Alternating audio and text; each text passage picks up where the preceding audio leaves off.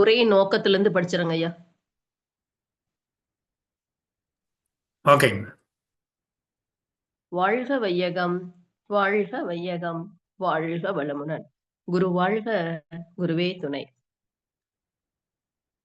உயிர் சக்தி, நுண்ணுடல், அறிவு, இந்த மூன்றை பத்தியும் ஆராய்ச்சி கட்டுரையாக கருத்தரங்கத்தில் பேச இருக்கிறேன்.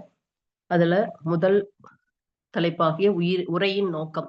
வாழ்க்கையை விளங்கி கொண்டு வாழும்போதுதான் முழுமையான வாழ்க்கையாக இருக்கும். அப்படி வாழ்வதற்காக உயிர் சக்தி நுண்ணுடலில் எவ்வாறு அறிவாக இயங்குகிறது என்பதை அறிந்து கொண்டு உயிர் சக்தியை மேம்படுத்தி நுண்ணுடலை சுத்தப்படுத்தி அறிவை விரிவுபடுத்தி மனித வாழ்வானது தெய்வீக வாழ்வாக அமைய வேண்டும் என்பதே இந்த உரையின் நோக்கமாக அமைகிறது. முக்கிய உள்ளடக்கம்: மனித வாழ்க்கையின் மூல ஆற்றல் உயிர் சக்தி. அந்த உயிர் சக்தி நுண்ணுடலின் வழியாக வெளிப்பட்டு அறிவு உருவாகிறது. வேதாத்ரி மகரிஷி அவர்கள் இதனை ஆன்மீக மற்றும் அறிவியல் ரீதியாக விளக்கியுள்ளார். உயிர் என்பது எது? எவ்வாறு இயங்குகிறது? இயக்கத்தினால் ஏற்படும் விளைவுகள் எவை? உயிர் எங்கே இருந்து வந்தது? அதன் முடிவு என்ன? என்ற தத்துவங்களை அறிந்து தெளிவடைந்தால் உலக வாழ்வில் உள்ள சிக்கல்கள் அனைத்தும் இல்லாமலே ஒளிந்து போய்விடும் என்பதால் உயிர், நுண்ணுடல், அறிவு இவற்றை முக்கிய உள்ளடக்கமாக உருவாக்கப்பட்டுள்ளது. வேதாத்திரிய விளக்கம்: பிரபஞ்சத்துக்கு முதற் பொருள் உயிர் சக்தி. இதற்கு மூலம் இறைநிலை. இறைநிலையில் இருந்து தோன்றுகின்ற கோடிக்கணக்கான இறை துகள்களை இறைவெளி சூழ்ந்து அழுத்துவதால் இறை துகள்கள் குவிந்து தொகுப்பாக மாறுகிறது. இதுவே விண்ணாகும். மனித உடலில் விண்களின் சுற்றோட்டமே உயிர் எனப்படுகிறது. உயிரினங்களில் தனித்து இயங்கும் விண்ணுக்கு உயிர்த்துகள் என்று பெயர். உயிர் சக்தி. உயிர் சக்தி என்பது ஆத்ம சக்தி. உயிர் சக்தி மனிதனின் அடிப்படை ஆற்றலாகும். உயிர் சக்திதான் உடல் இயந்திரத்தை இயக்கும் மின்சாரம் போன்ற பங்கு வகிக்கிறது. உயிர் ஜீவகாந்த ஆற்றலுக்கு மூலமாக உள்ளது. உயிரினுடைய வேலைகள் பார்த்தா உடலை இயக்குவது, ஓட்டங்களில் ஏற்படும் தடையை உணர்ந்து அவற்றை நீக்குவது. விண்ணை வடமொழியில் ஆகாசம் என்றும் உயிரற்ற பொருட்களில் விண் என்றும் உயிரினங்களில் உயிரென்றும் அழைக்கப்படுகிறது. நுண்ணுடல். நுண்ணுடல் என்பது உயிர் துகள்களின் தொகுப்பாகும். ஒவ்வொரு உயிர் துகளும் தனித்தனியே தச்சுழற்சி விரைவு கொண்டு இயங்கும். இந்த நுண்ணுடல் மனம், அறிவு, உயிர் சக்தி ஆகியவைகள் சேர்ந்து இயங்கும் தளமாகும். சிந்தனை, உணர்வு, ஆசைகள், விருப்பங்கள் எல்லாம் நுண்ணுடலில் உருவாகி பின்னர் இது பருவுடலையும் கட்டுப்படுத்துகிறது. நுண்ணுடல் தான் பருவுடலுக்கும் காரண உடலுக்கும் இடைப்பட்ட பாலமாக செயல்படுகிறது. பருவுடலுக்கு மூலம் நுண் உடம்பே ஆகும். ஆண், பெண் என்ற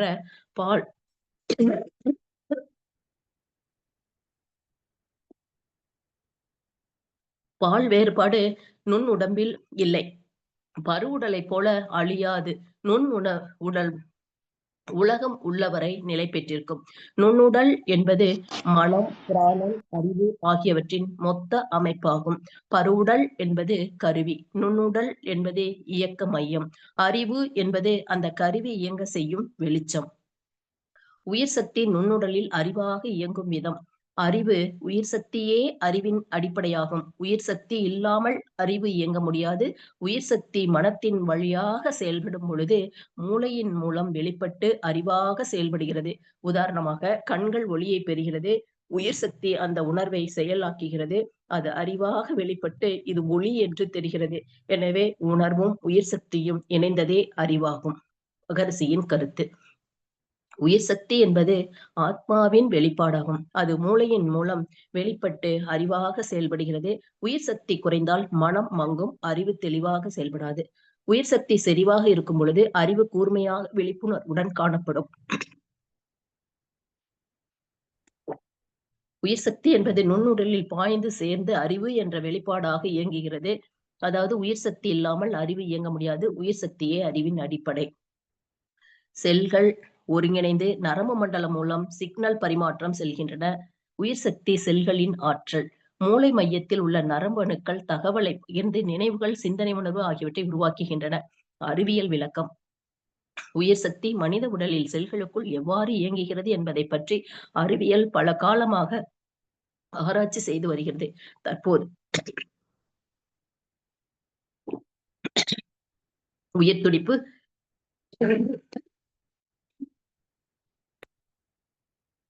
செல் சக்தி உற்பத்தி, பயோபைட், செல் சிக்னல், பயோ எனர்ஜி ட்ரிக் என்ற செயல்களில் ஆராய்ந்து உள்ளனர். 20ஆம் நூற்றாண்டின் ஆரம்பத்தில் உயிர் சக்தியை அறிவியல் ரீதியாக bio energy or bio plastic energy என்கின்றனர். செல்களில் உயிர் சக்தி மையம் மைட்டோகாண்ட்ரியா என நிரூபிக்கப்பட்டுள்ளது. மைட்டோகாண்ட்ரியா எனும் உட்கருவில் ஏடிபி என்ற மூலக்கூறுதான் உயிரின் அசைவையும் சிந்தனையும் இயக்கும் அடிப்படை சக்தியாகும். எலக்ட்ரிக் சிக்னல்கள் நரம்பு செல்களில் ஓடுவதும் கண்டுபிடிக்கப்பட்டுள்ளது. ஒவ்வொரு உயிர் அணுவிலும் மின்சக்தி மற்றும் ரசாயன சக்தி ஏற்படுகிறது.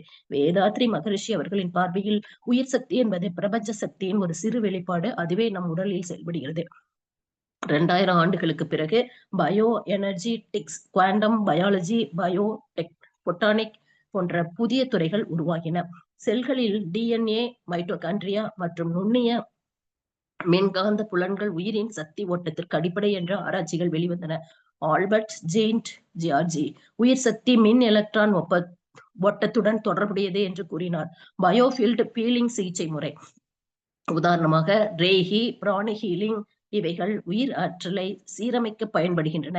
இந்த சிகிச்சை முறையில் எனர்ஜியின் பேலன்ஸ் லீட் டு இல்னஸ் என்று சொல்கிறது. வேதாத்ரி மகரிஷி அவர்களும் இதையே உயிர் சக்தி ஓட்டத்தின் ஒழுங்கே நலம் என்றும் சீர்குலைவே நோயாக மாறுகிறது என்றும் கூறுகிறார். கிர்லியல் போட்டோகிராபி, இதில் உயிர் சக்தியை அறிவியல் முறையில் காட்சிப்படுத்தினர். பல ஆய்வாளர்கள் மற்றும் மாற்று சிகிச்சை நிபுணர்கள் பிரில்லியன் புகைப்படங்களில் தெரியும் ஒளிக்கதிர்களை உயிர் சக்திகள் ஆரா என்று கருதினார்கள்.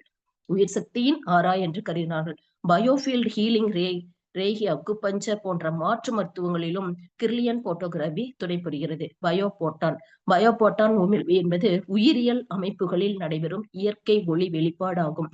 ஜெர்மன் விஞ்ஞானி பிரிட்ஸ் ஆல்பர்ட் பாய் 1970 கூறியபடி ஒவ்வொரு உயிரணுவும் சிறிய அளவில் ஒளி வெளிவிடுகிறது. வேதாத்ரி மகர்ஷியினுடைய பார்வையில் உடல் உயிரை தாங்கும் ஊடகம், அவை உயிர் சக்தியின் நுட்பமான வெளிப்பாடாகும் என்று கூறினார். பயோபோட்டான் உமிழ்வு உடலில் உள்ள மெட்டபாலிசம், டிஎன்ஏ மற்றும் செல்லாற்றல் மாற்றங்கள் காரணமாக உண்டாகிறது. இதுவே நமது உடலின் உயிர் ஒளியாகும்.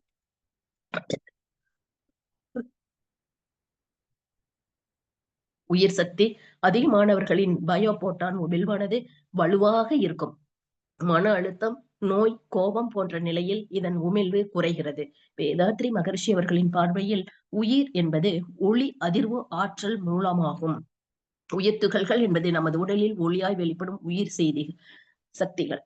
இது பயோபோட்டானின் விளக்கம் போலதான் இருந்தது. நமது உடலில் உயிர் சக்தி நன்றாக ஓடுவது பயோபோட்டா சமநிலையாக இருக்கும். உடல் மற்றும் உடல் சக்தியை ஒருங்கிணைத்து இந்த ஒளி உன்னில் ஒழுங்குபடுத்துகின்றன. வேதாத்ரி மகர்ஷி அவர்களின் பயிற்சிகள் பயோட்டின் உமிழ்வை அதிகரித்து உயிர் ஒளி அதிகரிப்பதால் தெய்வீக உணர்வும் உள் அறிவு வளர்ச்சியும் அதிகமாகும்.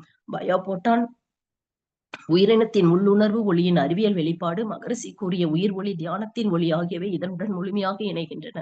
வேதாத்ரி மகரிஷியின் தவங்கள் பயோபோட்டான்ஸ் அதிர்வுகளை ஒழுங்குபடுத்தப்பட்டு உள்ளொளி ஒளியாக மாறவும், அதுவே ஆன்மீக அறிவியலின் உச்சநிலை அடையவும் உதவுகிறது.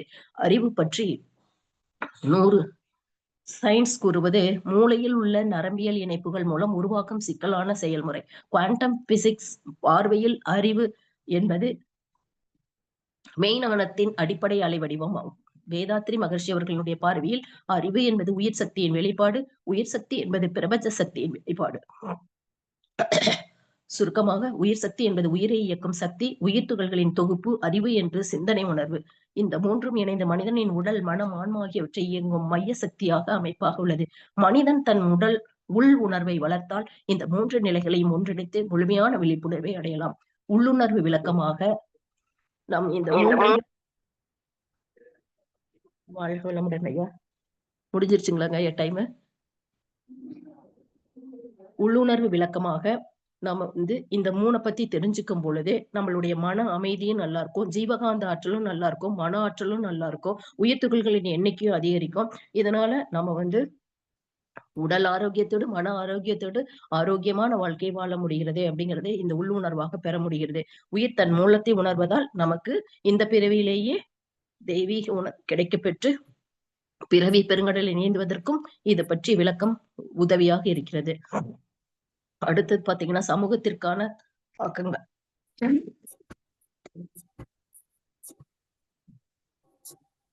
உடல் நலத்திற்கு சமுதாய தாக்கம் பார்த்தீங்கன்னா உயிர் சக்தியானது சமநிலை அடைகிறது, அதனால் மனம் அமைதி அடைகிறது, உடல் ஆரோக்கியம் பெறுகிறது, நோய் எதிர்ப்பு சக்தி கிடைக்கிறது. மனநலம், மூச்சு பயிற்சி, தியானம் ஆகியவற்றெல்லாம் செஞ்சோம்னா ரத்த அழுத்தம், இருதய நோய், மன அழுத்தம், மன சிதைவு, மன கவனக்குறைவு இதெல்லாம் இல்லாம பாத்துக்கலாம். சமூக ஒற்றையும் அறிவும் விரிவடைவதால நானும் அண்டமும் ஒன்றே அப்படிங்கிற உணர்வு எனக்குள் உருவாகி அன்பு, பொறுமை, சமாதானம் போன்றவைகள் வலியுறுத்துகிறது ஏற்படுகிறது. கல்வி மற்றும் அறிவியல் முன்னேற்றம் பார்த்தோம்னா உடலும் மனமும் இணைந்து ஆற்றல் பெறுவதால் ஆராய்ச்சிகள், கல்வித்துறை, மருத்துவத்துறை, அறிவியல் துறை ஆகியவற்றில் மேம்பாடு அடைய முடிகிறது. மொத்தத்துல மனிதன் முழுமையான மனிதனாக உதவும் வேதாத்ரி மகரிஷி அவர்களின் பயிற்சிகள் அறிவியலும் ஆன்மீகமும் இணைந்திருப்பதால் அமைதியான வாழ்வு பெற உதவுகிறது என்பதை அறிந்து உயிர், நுண்ணுடல், அறிவு மூன்றும் ஒன்றே வடிவங்கள் தான் வேறு வேறு என்பதை உறுதி செய்து அதனை மேம்பட வழி செய்ய வேண்டும். செயல்பாட்டிற்கான அழைப்பு. உயிரை பற்றி அறியாத அறிவானது மாயையில் சிக்கிக்கொள்ளும். ஈடு இணையல்லாத உயிரை அறிந்தால் அதுவே ஞானமாகும். உயிரை அறிவாகவும் அறிவே தெய்வமாகவும் அந்த தெய்வமே நாமாகவும் உள்ள உண்மையை அறிய உணர முடியும்.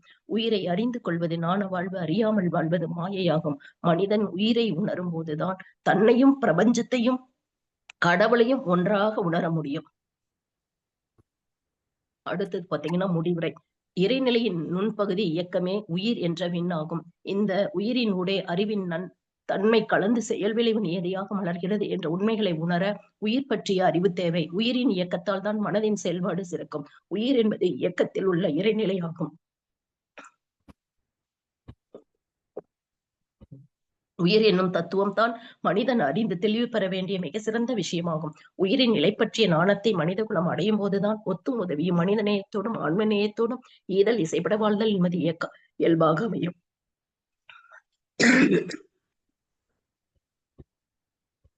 நன்றி தெரிவித்தல். வாழ்க வளமுடன். இது போன்ற ஆய்வரங்க கருத்தரங்கில் வேதாத்ரி மகரிஷியின் பார்வையில் அறிவியல் விளக்கத்துடன் உயிர், நுண்ணுடல், அறிவு என்ற தலைப்பின் கீழ் பொறுமையாக கேட்டுக்கொண்டிருந்த அத்தனை நல்ல உள்ளங்களுக்கும் நன்றிகளை வாழ்த்தாக்குகிறேன். வாழ்க வளமுடன். வாய்ப்பை வழங்கிய இறைக்கும் குருவுக்கும் நன்றி கூறுவதோடு இந்த அறிவியல் அரங்க ஆசிரியர்களுக்கும் ஆராய்ச்சி துறையில் ஈடுபட்டு இருக்கும் ஆசிரியர்களுக்கும் கோடான கோடி நன்றிகள். வாழ்க வளமுடன். வாழ்க வளமுடன் ஐயா.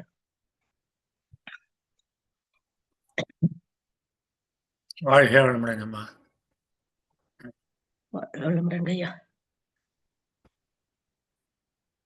நிறைய ஸ்பெல்லிங். உடம்பு சரியில்லைங்களா? ஆமாங்க ஐயா, தொண்டை கோளாறு, காய்ச்சல், குளிர் எல்லாம் பேச முடியல. தண்ணி குடிச்சிட்டே பேசிட்டேன். இதுல கரெக்ஷன் வேணும் அப்படிங்கறதுனால. என்னோட கருத்து வந்து கொஞ்சம் இதை பற்றிய ஆராய்ச்சிகள் கொஞ்சம் இம்பார்ட்டன்ஸ் கொடுங்க. இதை பற்றி ஏதாவது ஆராய்ச்சிகள் இருக்காங்கிறது. அதாவது உயிர், நுண்ணுடல், பேரறிவு இது மூணையும் கனெக்ட் பண்ற மாதிரி இருக்கக்கூடிய ஆராய்ச்சிகளை வந்து கொஞ்சம் மேற்கோள் காட்டினா நல்லா இருக்கும். தத்துவம் ஓகே, பட் அது கூட சேர்ந்து ஆராய்ச்சிகளையும் கொஞ்சம் மேற்கோள் காட்டி சொன்னீங்கன்னா நல்லா இருக்கும். சரிங்க ஐயா, நாளைக்கு என்ன கொஞ்சம் ரெடி பண்ணிட்டு உங்களுக்கு. வாழ்க வளமுடன்மா. நல்லா எக்ஸ்பிளைன் பண்ணீங்க. இந்த கிர்லியான் கேமரான்னு சொன்னீங்கல்ல, அது தியாகராஜன் சொன்ன மாதிரி அது கொஞ்சம் சயின்டிஃபிக்கா கிர்லியான் கேமரால வந்து எந்தெந்த நோய் வரும் கண்டுபிடிச்சு இந்த நானோ டெக்னாலஜி வரையும் கொண்டு போயிருக்காங்க. அது கொஞ்சம் அந்த பயோமேக்னடிசத்துக்கு அதுலயே கண்டுபிடிச்சாரு. அது கொஞ்சம் ரிலேட்டடா நல்லா இருந்ததுமா, சிறப்பு.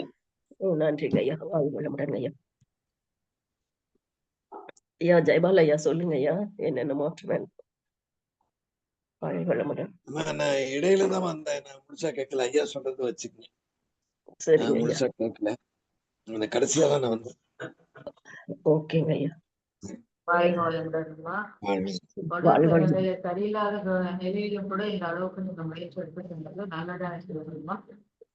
நன்றிங்கம்மா, நன்றி. வாழ்க வளமுடன். 2 நாள்ல ப்ரிப்பேர் பண்ண வேண்டியதா இருந்தது. நன்றிங்கம்மா. வாழ்க வளமுடன்.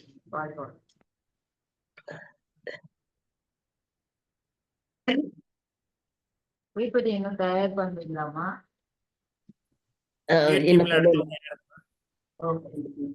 PPT ready பண்ணலைங்கம்மா. பிடிஎஃப்ல இருந்து அப்படியே பார்த்து படிச்சுட்டேன், அவ்வளவுதான். சிவகாமி அம்மா, நீங்க படிக்கிறீங்களாமா? வாழ்க வளமுடன்ங்க. அந்த பிபிடில இருக்கிறதாங்க இப்ப நானு இது வந்து தலைப்பு போட்டு எடுத்திருக்கேங்கய்யா. அந்த பயோபோட்டான மட்டும் படிக்கட்டுங்களாங்கய்யா? ஓகேங்கம்மா. ஆனா பிபிடில கொண்டு வரணுமே. இன்னும் டைம் இல்லையே நமக்கு. இல்ல அதே கேக்குறீங்களா? தகவல் தாங்கய்யா. அத பிபிடி இல்ல அப்படியே வச்சுக்கலாம். பிபிடிலயே நெறைய கரெக்ஷன்மா. பிபிடிலயே நெறைய கரெக்ஷன் சொன்னேன். லாஸ்ட் அது டைமே. கரெக்ஷன் பண்ணியிருக்கேங்கய்யா. ஓகே. பண்ணியிருந்தீங்கன்னா ஓகேங்கம்மா. ஐயா ஏன்னா அந்த நான் பார்க்கல. நுண்ணுடல் மாத்த சொன்னீங்க. நுண்ணுடல் கன்டென்ட் வேற போடுங்கம்மா. அது சரியில்லன்னீங்க. அத மாத்திருக்கேங்கய்யா. ஸ்பெல்லிங் மிஸ்டேக்லாம் திருத்திருக்கேன். ஓகேங்கம்மா. அப்புறம் அந்த ஓகே. அப்டேட் பண்ண பிபிடி எனக்கு அனுப்பிவிடுங்கம்மா. நான் ஒரு தடவ பார்க்குறேன். சரிங்க. நான் அனுப்பிச்சு விட்டுறேங்கய்யா. ஓகே. நீங்க கரெக்ஷன் சொன்னதெல்லாம் ஸ்பெல்லிங் மிஸ்டேக்லாம் நெறைய இருந்தது. அதெல்லாம் கரெக்ஷன் பண்ணி நுண்ணுடல் வேற எடுத்து போட்டுருக்கேங்கய்யா. ஓகேங்கம்மா. ஏன்னா நீங்க பிபிடி பயோபோட்டான்ங்கிறது மெயினா எடுத்திருக்கீங்க. அப்ப அத பத்தி இன்னும் கொஞ்சம் விளக்கம் ஜாஸ்தி அதாங்க அந்த பிபிடில இருக்கிறது தாங்கய்யா. ஆனா தலைப்பின் கீழ கொண்டு வந்திருக்கேன். இது பரவாயில்லையான்னு சொன்னீங்கன்னா, அப்படியே இத கூட அப்படியே மாத்திக்கலாங்கய்யா. அதுல இருக்கிறது தாங்கய்யா அப்படியே எடுத்திருக்கேன். நீங்க சொல்றது எனக்கு புரியலைங்கம்மா. எதுல இருந்து இருக்கிறத எதுல எடுத்திருக்கீங்க? பிபிடில இருந்ததுங்கய்யா. தலைப்பு குடுத்துருக்கேங்க அவ்வளவுதாங்கய்யா. ரைட். ஆனா தலைப்பு பிபிடில இல்லாம இருக்கு இருந்தது இல்லைங்களா? அதனால தலைப்பு குடுத்துருக்கேங்க. பயோபோட்டான் ரைட்டுங்கம்மா. பயோபோட்டான இன்னும் கொஞ்சம் எக்ஸ்பேண்ட் பண்ணி அதுக்கு விளக்கம் சொல்லுங்கன்னு சொன்னோம். அது ஆமாங்கய்யா. பண்ணிருக்கீங்க. ரிட்டனா வச்சிருக்கேன் இல்லைங்கய்யா. அதுல இருந்து இன்னும் கொஞ்சம் தகவல் எடுத்து இதுல எழுதியிருக்கேங்கய்யா. ஓகே. ஓகேங்கம்மா. நீங்க படிக்கிறதுன்னா அத மட்டும் படிங்க. இல்ல ஃபுல்லா சரிங்க. படிக்கிறதுனாலும் படிங்க. உங்க உங்க டீமோட வாய்ப்பு இன்னைக்கு. சரிங்க. ஓகே. வாழ்க வையகம், வாழ்க வையகம், வாழ்க வளமுடன். குரு வாழ்க, குருவே துணை. நான் எடுத்துக்கொண்ட தலைப்பு உயிர் சக்தி, நுண்ணுடல், அறிவு. அதுல நான் அறிவியல் ஆராய்ச்சி அப்படின்னா பயோபோட்டான் அப்படின்ற தலைப்புல நான் ஆராய்ச்சிக்கு எடுத்திருக்கேன். பயோபோட்டான் அதாவது பயோபோட்டான்னா என்ன அப்படின்னா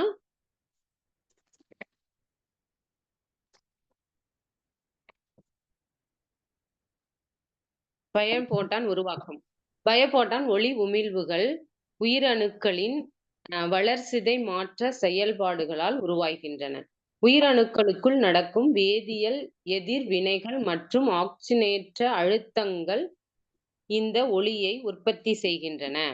அதனுடைய அலைவரிசை உயிரினங்களில் வெளிப்படும் மிகவும் பலகீனமான ஒளியை பயோபோட்டான் ஒளி உமிழ்வுகள் என அழைக்கிறோம்.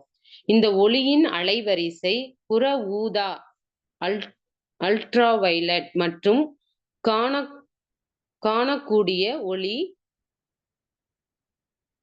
வயலட் லைட் பகுதிக்கு இடைப்பட்ட அலைவரிசையில் இருக்கும். பயோபோட்டான் ஒளி உமிழ்வுகள் பொதுவாக 200 முதல் 800 நானோமீட்டர் வரையிலான அலைவரிசை பகுதியில் வெளிப்படுகின்றன.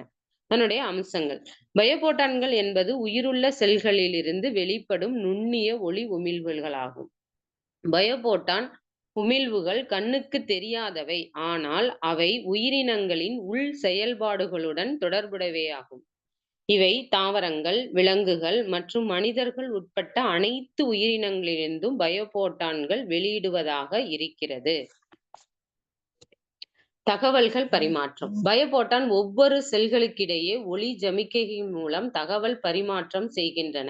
இதை செல்லுலார் தகவல் தொடர்பு செல்லுலார் கம்யூனிகேஷன் என்பதாகும். இவை உயிரினங்கள், திசுக்கள், உறுப்புகளில் கடத்துவதில் முக்கிய பங்கு வகிக்கின்றன.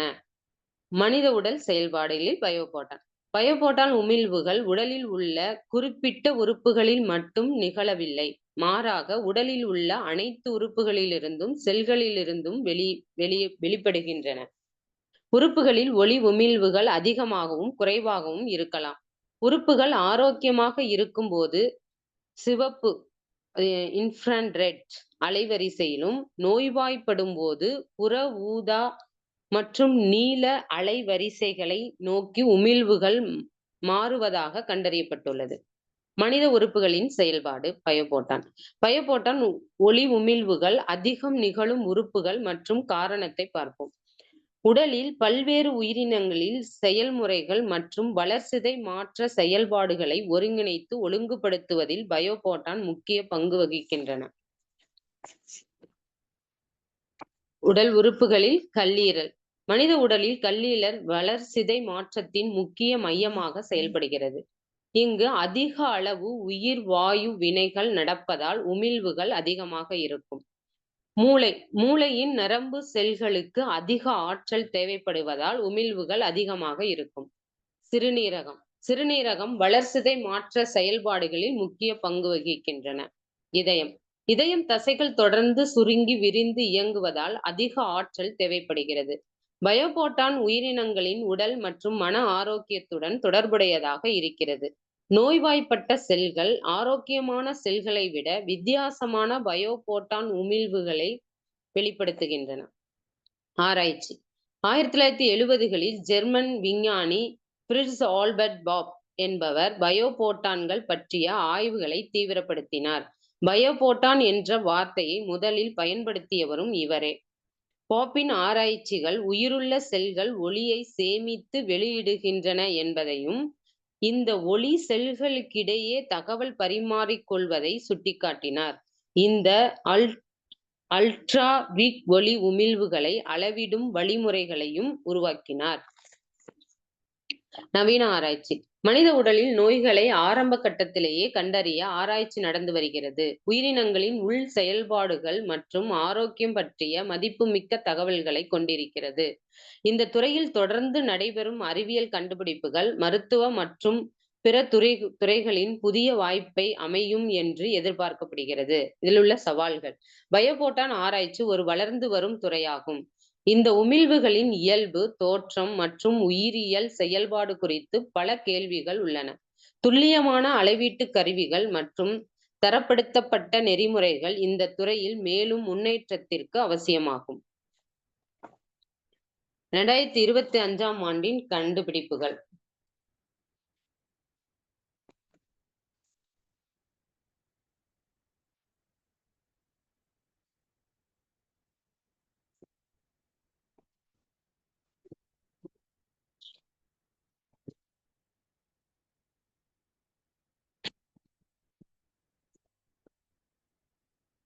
ஆண்டில் பயோபோட்டான் துறையில் பல குறிப்பிடத்தக்க அறிவியல் கண்டுபிடிப்புகள் முன்னெடுக்கப்பட்டன. மூளையில் இருந்து பயோபோட்டான் உமிழ்வுகள் மற்றும் மூளை செயல்பாடுகளை குறித்த ஆய்வு. மனித மூளை மண்ணைக்கு வெளியே இருந்து கண்டறியக்கூடிய மங்கலான ஒளியை வெளியிடுகிறது என்று ஆராய்ச்சியாளர்கள் கண்டுபிடித்துள்ளனர். நியூரான் வெளியிடும் பலகீனமான ஒளி சமிக்கைகள் மூளையின் செயல்பாடு மற்றும் கோளாறுகளை புரிந்து கொள்வதில் விஞ்ஞானிகள் கருதுகின்றனர். இந்த கண்டுபிடிப்பு மூளை ஆரோக்கியம் மற்றும் செயல்பாட்டை மதிப்பிடுவதற்கு போட்டோ என்ஹாலோகிராஃபி எனப்படும் ஒரு புதிய ஊடுருவல் அல்லாத கண்டறியும் தொழில்நுட்பத்திற்கு வழிவகுக்கிறது. பயோபோட்டான் குவாண்டம் மருத்துவம். புற்றுநோய் சிகிச்சையில் ஒரு புதிய மற்றும் மாற்றமைக்கும் அணுகுமுறையாக PQM வெளியிடப்பட்டுள்ளது. பயோபோட்டான் ஆற்றலை ஒருங்கிணைத்து பயன்படுத்துவதன் மூலம் மைட்டோகாண்ட்ரியா செயல்பாட்டை மேம்படுத்துகிறது, நோய் எதிர்ப்பு சக்தியை ஒழுங்குபடுத்துகிறது. DNA பயோபோட்டான்களின் முதன்மை ஆதாரம் மற்றும் சேமிப்பு ஊடகம் என்று சில ஆய்வுகள் தெரிவிக்கின்றன. நானோ கட்டமைப்புகளுடன் பயோபோட்டாஸ். பயோபோட்டானின் நானோ கட்டமைப்புகள் மருத்துவ படம் பிடித்தல், நோயறிதல் மற்றும் சிகிச்சை ஆகியவற்றை முன்னேற்றங்களை ஏற்படுத்துகின்றன. இவை மேற்கண்ட இமேஜிங் நோய் குறிப்பான்களை கண்டறியவும், பயோ சென்சிங் மற்றும் போட்டோ தெர்மல் மற்றும் போட்டோடைனமிக் சிகிச்சைகளில் குறிப்பிடத்தக்க வாக்குறுதியை காட்டுகிறது. நியூரல் தகவல் தொடர்பு மற்றும் நரம்பு மண்டல கண்டுபிடிப்பு. நியூரான்கள் பயோபோட்டான்களை வெளியிடலாம். இந்த இரட்டை சிக்னல் அமைப்பு நியூரான்களின் செயல்பாட்டை ஒருங்கிணைப்பதிலும் தகவல் பரிமாற்றத்தை மேம்படுத்துவதிலும் ஆக்சிடேட்டிவ் அழுத்தம் பயோபோட்டான் உமிழ்வை மாற்றி அமைக்கலாம் என்று கூறப்படுகிறது.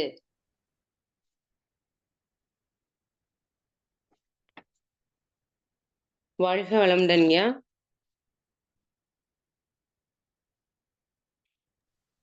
அம்மா வாழ்க வளமுடன்.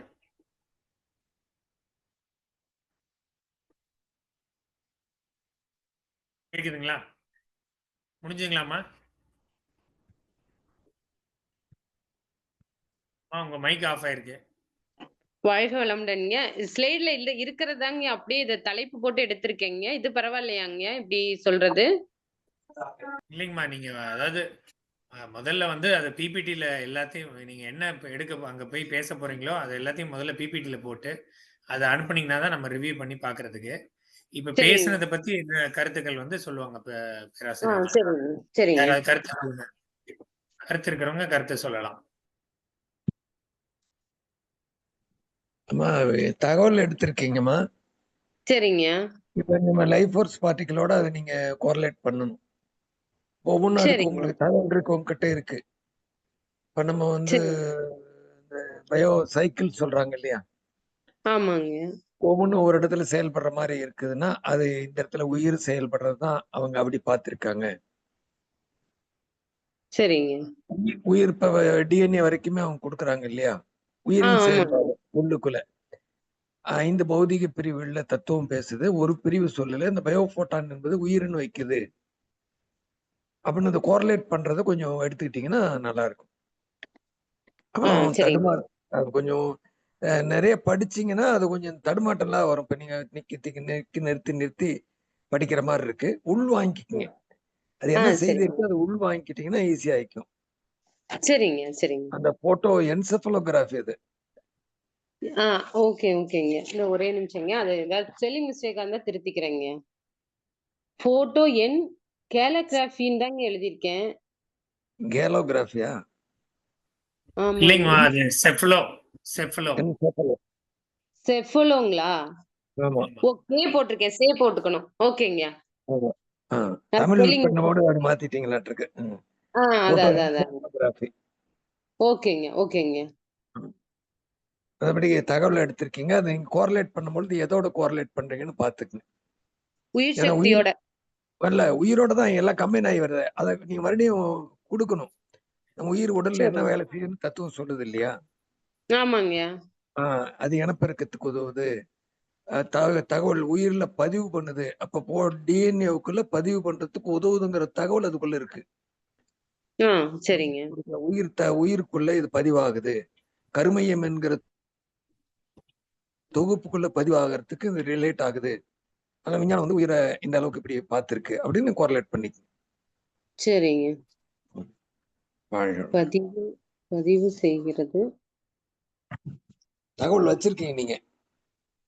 அது நீங்க படிக்கும் பொழுது உங்களுக்கு தெரியும் அது எதோட கோரிலேட் ஆகுது. அவங்க ஒரு இது சார்ட் போட்டாங்க இல்லையா, கீழே இதை கொண்டுட்டு வரணுங்க. இப்ப நமக்கு இப்ப வந்து உயிரோட நான் வந்து இப்ப பயோபோட்டான் வந்து இப்ப இந்த ஆமா. டிஎன்ஏயோட மெர்ஜ் ஆகுறது வந்து பதிவுகளை செய்கிறது அப்படிங்கிற தகவலை எந்த தலைப்பின் கீழே அங்க கொண்டு வர்றது? அதுல நீங்க பாருங்க, நீங்க வச்சிருக்கீங்க இந்த டிஎன்ஏவோட இணைந்து பதிவேற்றம் செய்வதற்கு உதவுகுதுன்னு போட்டிருக்கீங்க பாருங்க. ஆமாங்கய்யா. அப்ப அந்த இடத்துல நம்ம வந்து கருமையமாக இருந்து கொண்டு பதிவேற்றம் நடப்பதற்கு உதவியாக இருக்கிறது. இது மகிழ்ச்சியோட கருத்தோடு ஒத்து போகிறது. சரிங்க. உயிர் என்பதற்கு இந்த பயோபோட்டான் இப்போதைக்கு அவங்க வந்திருக்கு, பயோபோட்டான் வந்திருக்காங்க. திவில் என்கிற சரி. தலைப்புல மகிழ்ச்சி கொடுக்குறான்னு கன்க்ளூட் பண்ணும்பொழுது அப்படி பண்ணிக்க. இப்ப சரிங்க. தியான குரூப்புக்கு ஒரு சார்ட் போட்டாங்க இல்லையா, ஆமாங்க.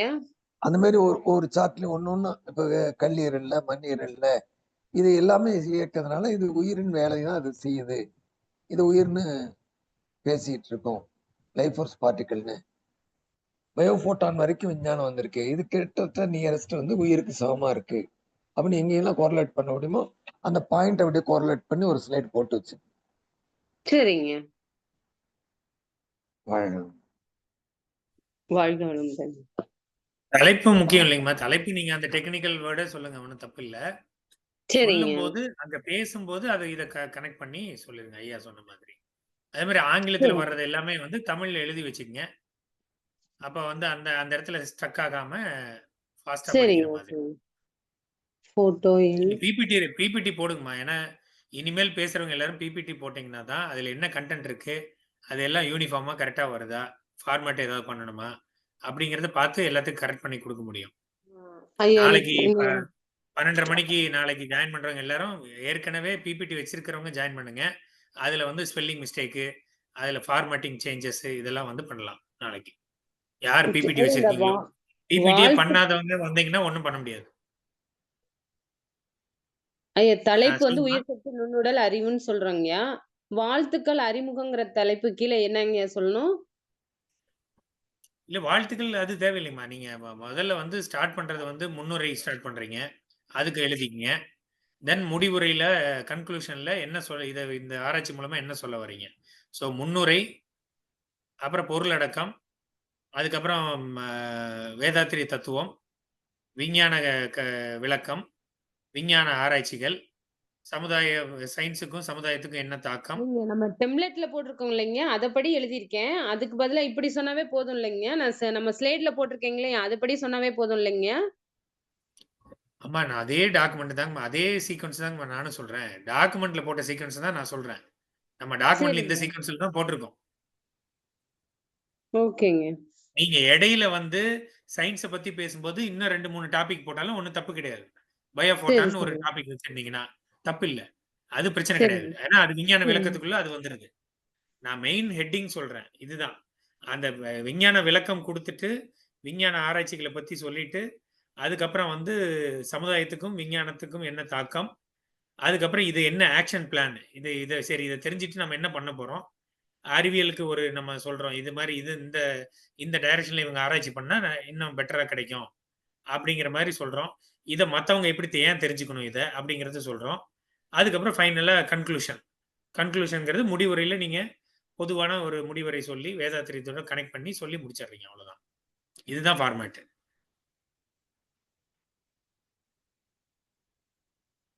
அந்த விஞ்ஞான கருத்து சொல்லும்போது, விஞ்ஞான விளக்கம் சொல்லும்போது, நீங்க உங்க ஹெட்டிங் வச்சுக்கலாம். ஒண்ணும் தப்பு இல்ல. சரிங்க. கரெக்ட் 15 மினிட்ஸ் டைம் நீங்க செட் பண்ணி கன்டென்ட் உள்ள போட்டுட்டு, அதுக்கப்புறம் நெக்ஸ்ட் மீட்டிங் உங்க சைக்கிள் வரும்போது, நீங்க பிரசன்டேஷனோட சரிங்க. அத குடுங்க. எழுதி வைக்கிறத எழுதி வச்சுக்கங்க. எல்லாரும் பிரசன்டேஷன் முடிச்சவங்க, அடிஷனல் இன்ஃபர்மேஷன் நீங்க எழுதி கையில வச்சுக்கங்க. அங்க போய் சரிங்க. பிரசன்டேஷன் குடுக்கும்போது, அது அந்த ஃப்ளோ கரெக்ட்டா வருதான்னு பார்க்கறதுக்கு தான் நம்ம இப்ப பிராக்டிஸ் பண்றோம். வாழ்க வளமுடன். அடுத்தது இவங்க கருமையத்திலிருந்து யாருங்கம்மா பேசுறீங்க? வாழ்க வளமுடன் ஐயா. சுமதி பேசுறேங்க. சொல்லுங்கம்மா. உங்க ஐயா நான் டாக்குமெண்ட் நீங்க உங்களுக்கு அனுப்பியிருந்தீங்க. ஆ அத ஓபன் பண்றேன்.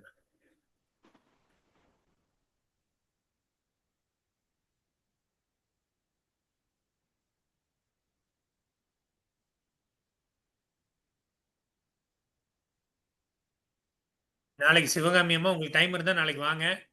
உங்க பிபிடி எடுத்துட்டு வாங்க. அத கொஞ்சம் கரெக்ஷன் பண்ணி அது ஃபார்மேட்ட வந்து கொஞ்சம் ஒரே மாதிரி ஃபார்மேட் பண்ணிடலாம். சரிங்க.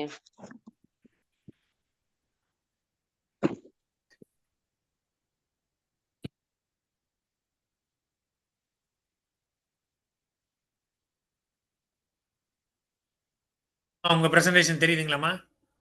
தெரியுதுங்க ஐயா. ஓகே. நீங்க ஸ்டார்ட் பண்ணுங்கம்மா. வாழ்க வையகம், வாழ்க வையகம், வாழ்க வளமுடன். குரு வாழ்க, குருவே துணை.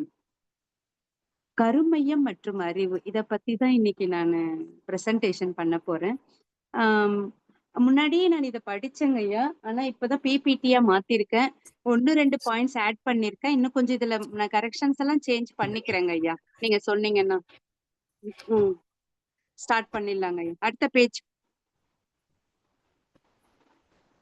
உரையின் நோக்கம். வேதாத்திரி மகரிஷி அவர்கள் உலக அமைதியை நோக்கமாக கொண்டு உலக சமுதாய சேவா சங்கத்தை நிறுவினார். தனி மனித அமைதியே உலக அமைதிக்கு அடிப்படை அப்படின்றத உணர்ந்த மகரிஷி அவர்கள் மனிதனில் உள்ள கருமைய அமைப்பின் செயல்களை ஆராய்ந்து உணர்ந்து கொண்டார்.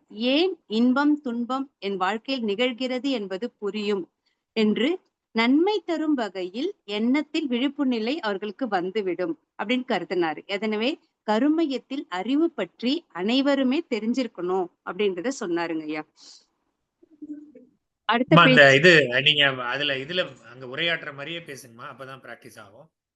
சரிங்க சரிங்க. முக்கிய உள்ளடக்கம்: கருமையம், பதிவுகள் உண்டாகும் விதம், கருமையமும் அறிவின் வளர்ச்சியும், பதிவுகளின் அறிவியல் விளக்கம், அறிவியலாளர்களின் ஆய்வுகள், சமுதாய தாக்கம். அடுத்த பேஜ். கருமையம்: எந்த ஆற்றல் சுழற்சி பெற்றாலும் திண்மையுடைய பகுதி மத்தியில தான் போய் சேரும், லேசான பகுதி புறத்துல நிற்கும். இதுதான் துல்லிய சமதள சீர்மை தத்துவம். இந்த தத்துவத்தின்படி ஜீவகாந்தம் தனது சுழற்சியினால் உடலின் மைய பகுதிக்கு வந்து சேரும். அங்கு இறுகி குறுகி அழுத்தம் பெற்று அந்த இடத்துல ஒண்ணு சேர்ந்துருது. அப்ப இததான் கருமையம் அப்படின்னு சொல்லி நம்ம குருமகான் வேதாத்திரி மகரிஷி அவர்கள் சொல்றாங்க. இது உடலின் மையம், உயிரின் மையம், ஜீவகாந்த மையம், வித்தின் மையம். எந்த ஒரு பொருளானாலும் இயக்கமானாலும் சரி, அதற்கு ஒரு மையம் இருக்கும். அதுதான் கருமையம் அப்படின்னு சொல்ல வராங்க. கருமையமானது ஜீவகாந்தம், மூளை, புலன்கள், மனம் இவை அனைத்தையுமே ஒன்று சேர்த்து செயல் புரிஞ்சு அதை இருப்பு நிலையில வைக்கும். இதுதான் தெய்வீக பெட்டகம். இது அப்படின்னு சொல்லுவாங்க. ஜீவகாந்தமானது உடலில் உள்ள உயிர் துகள்களின் விரைவான தற்சுழற்சியினால் ஏற்படும் அலை. இது அனைத்தையும் உடலில் மையம் கொண்டுதான் சொல்லிட்டே இருக்கு. இததான் கருமையம் அப்படின்னு சொல்லிட்டு இருக்கும். அடுத்த ஸ்லைடுங்க. இது எப்படி பதிவுகள் ஏற்படுத்துது அப்படின்னு பார்க்கும்போது, உடல் செல்கள்ல புலன்கள்ல இயக்க பதிவாகவும், மூளை செல்கள் நினைவு பதிவாகவும், ஜீவகாந்தத்தில் பிரதிபலிப்பு பதிவாகவும், உயிர்த்துகள்களில் நுண்ணியக்க பதிவாகவும், கருமையத்தில் தரப்பதிவாகவும், வான்காந்தத்தில் சமுதாய பதிவாகவும் பதிவாகிறது. மனிதன் பிறக்கிறான், வளர்கிறான், இறக்கிறான். இந்நிகழ்வின் போது அவனுடன் வந்ததும், இறப்பின் போது அவனை தொடர்ந்து செல்வதும் அவன் செய்கின்ற அந்த வினை பதிவுகள் மட்டும்தான். எனவே எப்படி பதிவு உண்டாகுது அப்படின்றத தெரிஞ்சுக்கிறது ரொம்ப அவசியமா இருக்கு. அது தெரிஞ்சுக்கிட்டு அந்த பதிவுகளின் படிதான் மனிதனுடைய தன்மையும் குணமும் அமையும். உதாரணமா ஒரு மரத்தோட வித்தில் அந்த மரத்தினுடைய தன்மை, குணம் எல்லாமே அடங்கியிருக்கு. மகரிஷி இதுக்கு அழகா ஒரு கவிதைகள் எழுதியிருக்காங்க. அதுல 2 கவிதையை மட்டும் எக்ஸாம்பிளுக்கு 2 லைன் சொல்றேன். சுழல் தட்டு விளையாட்டுன்ற ஒரு கவிதை இதுக்கு எடுத்துக்கலாம். பசு ஒன்றை பார்க்கின்றோம்ன்ற கவிதையும் இதுக்கு உதாரணமா சொல்லலாம். அப்ப நமது மூளையில நியூரான்கள் செயல்பாடுகளால் அலை உருவாகப்பட்டு அந்த அலை நம்மிலிருந்து 4 பக்கமும் செல்லுது. மூளையில் உருவாகும் அலைவரிசை நமது சூழ்நிலைக்கு தக்கவாறு தான் அமையும். பலவிதமான அலைவரிசை கருமையத்துல இருந்தாலும் மூளையில மோதும் போது அந்த அலைவரிசைக்கு ஒத்த அலைவரிசை தான் அது நம்மளுக்கு எடுத்துக்கும். அதாவது கருமையத்துல இருக்கிற அலைவரிசைக்கு ஒத்த அலைவரிசை தான் மூளை கிரகிச்சுக்கும். அதில் உள்ள செய்தி தான் செயலா மலரும். கருமையம் செயல்படும் முறை இதுக்கு ஒரு எக்ஸாம்பிளோட சொல்லாங்க. ஒரு காட்டில் நடந்து செல்கின்றோம். கால்ல ஒரு முள் குத்திருச்சு. அப்போ நம்ம உடம்புல இருக்கிற சிறு குறும் செல்கள் எல்லாம் அந்த இடத்துல இருக்கிற குறும் செல்கள் எல்லாமே கிழிஞ்சிருது.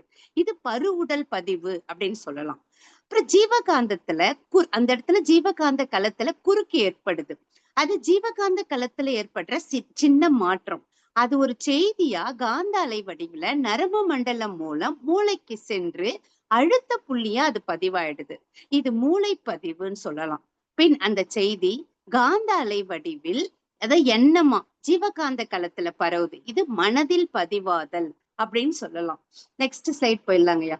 பின் மையம் நோக்கி ஓடி அங்கே அலை வடிவில் சுருக்கி இருப்பா வச்சிருது. இதுதான் கருமையம் பதிவு அப்படின்னு சொல்றோம். இந்த அலை கருமையம் என்னும், அதாவது அந்த கருமையத்துல இருக்கிற அந்த ஜீவாவித்து குழம்புல அந்த குழம்புல இருக்கிற மூலக்கூறு கூட்டத்துல தரமாற்றத்தை ஏற்படுத்துது. இதுதான் மரபு பதிவு. இதுதான் அடுத்த தலைமுறைக்கு இது கடத்துறது. அதை ஹெரிடிட்டி இம்ப்ரிண்ட்ஸ் அப்படின்னு சொல்லுவாங்க. இப்ப அடுத்த முறை நம்ம இந்த முள்ளை பார்க்கும் போது இது அப்படியே நிகழுது. கண் அந்த முள்ளை பார்த்த உடனே காந்த வடிவுல சுருங்கி அலை வடிவுல செய்தியா நரம்பு மண்டலம் ஓடி மூளையில பதிவாகி அழுத்த புள்ளியா மூளையில பதிவாகி மனதுல எண்ண அலையா பரவி கருமையத்துல போய் சேர்ந்தது. அப்போ ஏற்கனவே முள் தொடர்பான செய்தி அலை வடிவுல அங்க இருக்கிறதுனால அந்த அலைக்கும் புதுசா நம்ம முள்ள பார்த்த உடனே ஏற்படுற அந்த அலைக்கும் இடையில ஏற்படுற தகவல் பரிமாற்றம் தொடர்ந்து புதிய அலையை உருவாக்குது. அந்த அலை தான் திரும்ப மூளையை சென்று நரம்பு மண்டலம் மூலம் ஓடி உறுப்பின் இயக்கமாய் வெளிப்படுது. அதனாலதான் நம்ம ஒரு முள்ளை பார்த்த உடனே காலை தானாவே தாண்டி வைக்கிறோம். இதுதான் தொடர்ந்து நிகழ்ந்துட்டு இருக்கும். கருமையமும் அறிவின் வளர்ச்சியும். ஆறறிவின், அதாவது ஒரு பாடல் அழகா சொல்லியிருப்பாருங்க இதுக்கு. ஆறறிவின் ஆரம்ப நிலையில் நின்று அனுபவித்தாய், அனுபவத்தின் பயனுணர்ந்தாய் அப்படின்னு சொல்லியிருப்பாங்க. அதாவது அறிவின் பயணம் பேரறிவை நோக்கிய பயணம். அதுக்காக இந்த பாடல குருமகான் சொல்லியிருப்பாரு. பிரபஞ்சத்தில் அறிவு பேரறிவான இறைநிலை தன்னிருக்க ஆற்றலால் நுண்ணதிர்வாலும் நொறுங்கி நுண்ணிய இறைத்துகளாகியது. அந்த இறைத்துகளும் இறைநிலையின் நுண்பகுதி தான். இறைநிலையின் சூழ்ந்தழுத்தும் ஆற்றலால் ஒவ்வொரு இறைத்துகளும் தற்சுழற்சி பெற்று சுழற்சியின் காரணமாக மையம் உண்டாகிறது. இதனால் இறைத்துகளின் மையத்திலும் பேரறிவே மையமாக அமைந்து விடுகிறது. அறிவு இப்படிதான் செயல்படுது. அறிவு சடப்பொருள்கள்ல வடிவம் துல்லியம் இயக்க ஒழுங்காகவும், உயிரினங்களில் இதே வடிவம் துல்லியம் இயக்க ஒழுங்குடன் சேர்ந்து உணர்தல், துய்த்தல், பிரித்துணர்தல் இதுவும் சேர்ந்து அறிவா செயல்படுது உயிரினங்கள்ல. அப்போ அறிவினுடைய ஆரம்பம் முடிவு இத பத்தி பார்க்கும்பொழுது ஜீவன்களின் கருமையத்துல இருப்பது பேரறிவான இறைநிலைன்னு நம்மளுக்கு தெரியும். அப்ப தட்பவெப்பம், நீரின் தன்மை ஆகிய மாறுபட்ட நிலைகள்ல ஜீவன்களுக்கு உணவு கிடைக்காத போது அவற்றின் கருமையத்தில் அமைந்துள்ள அறிவே உயிர் வாழ வகை செய்கிறது. இப்படியே ஓரறிவு, ஈரறிவு, மூன்றறிவு, நான்கறிவு, ஐந்தறிவு உயிரினங்கள் வந்தன. அதன் கருமையத்தில் இருக்கும் அறிவின் எழுச்சிதான் 5 புலன்கள் மலர்ச்சி பெற காரணம். அவற்றை வழிநடத்துவதும் அதே பேரறிவுதான்.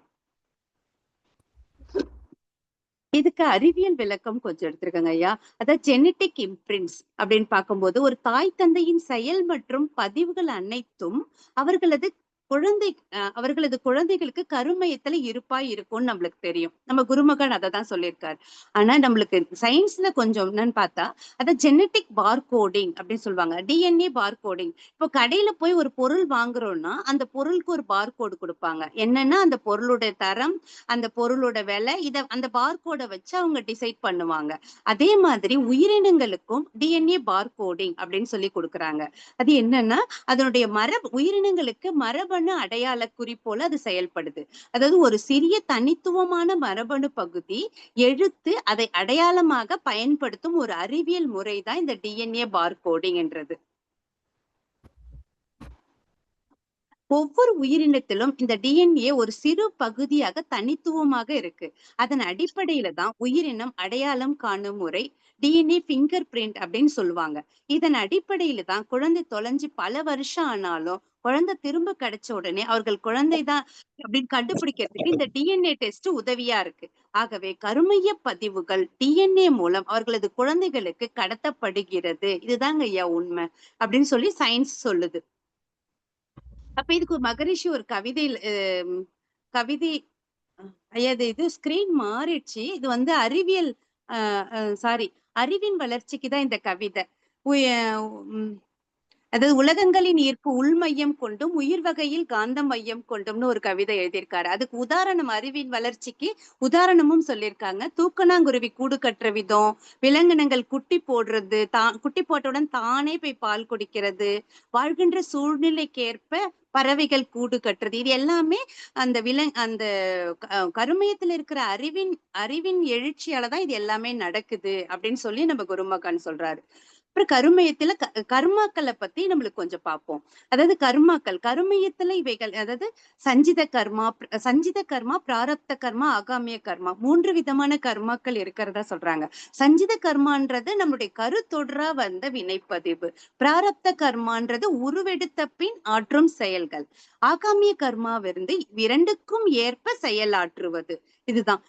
இப்பதாங்க அந்த டிஎன்ஏ வரும். இந்த ஸ்லைடு முடிஞ்சவனே தான் நம்ம டிஎன்ஏ வரும். அடுத்தது பாக்கலாங்க ஐயா. இப்ப இதுக்கு அப்புறம் ஒரு ஸ்லைடு இருக்குங்க ஐயா. நான் ஆட் பண்ண விட்டுட்டேன், மிஸ் பண்ணிட்டேன். இத நான் படிச்சுட்டுங்களா? இது ஒரே ஒரு ஸ்லைடு மட்டும். அதாவது முக்கியமா டிஎன்ஏல இருக்கிற அந்த ஏடிஜிசி வரிசை தான் ஒவ்வொருவரின் ஜெனடிக் இம்ப்ரிண்ட்ஸாக செயல்படுது. இதுவே டிஎன்ஏவின் மரபணு தகவலை நிர்ணயிக்கும் அடிப்படையாகும். அதாவது ஏன்றது அடினைன், டீன்றது தயாமின், ஜீன்றது ஜியோனின், சின்றது சைட்டோசின். இந்த ஏடிஜிசி அமைப்பை பத்தி ஜேம்ஸ் வாட்சன் மற்றும் பிரான்சிஸ் கிரிக் ஆகிய அறிவியல் அறிஞர்கள் தான் ஃபர்ஸ்ட் கண்டுபிடிச்சாங்க. அதாவது இது என்ன பண்ணுதுன்னா மரபணு தகவல்களை சேமிப்பதும் கடத்துவதும் இந்த அமைப்பு மட்டும்தாங்க. இந்த அமைப்பு தான் அடிப்படையா செயலாகுது. அப்ப மரபணு கோளாறுகள் நிகழ இந்த ஜெனடிக் இம்ப்ரிண்ட்ஸ் தான் மரபணு கோளாறு நிகழ காரணமா இருக்குதுன்னு அறிவியல் அறிஞர்களான பிரேடஸ் வில்லி சிண்ட்ரோம் மற்றும் ஏஞ்சல் மேன் சிண்ட்ரோம் 2 பேரும் கண்டுபிடிச்சிருக்காங்க ஐயா. அடுத்ததுக்கு போயிடலாம். இதுக்கு போயிடலாம்.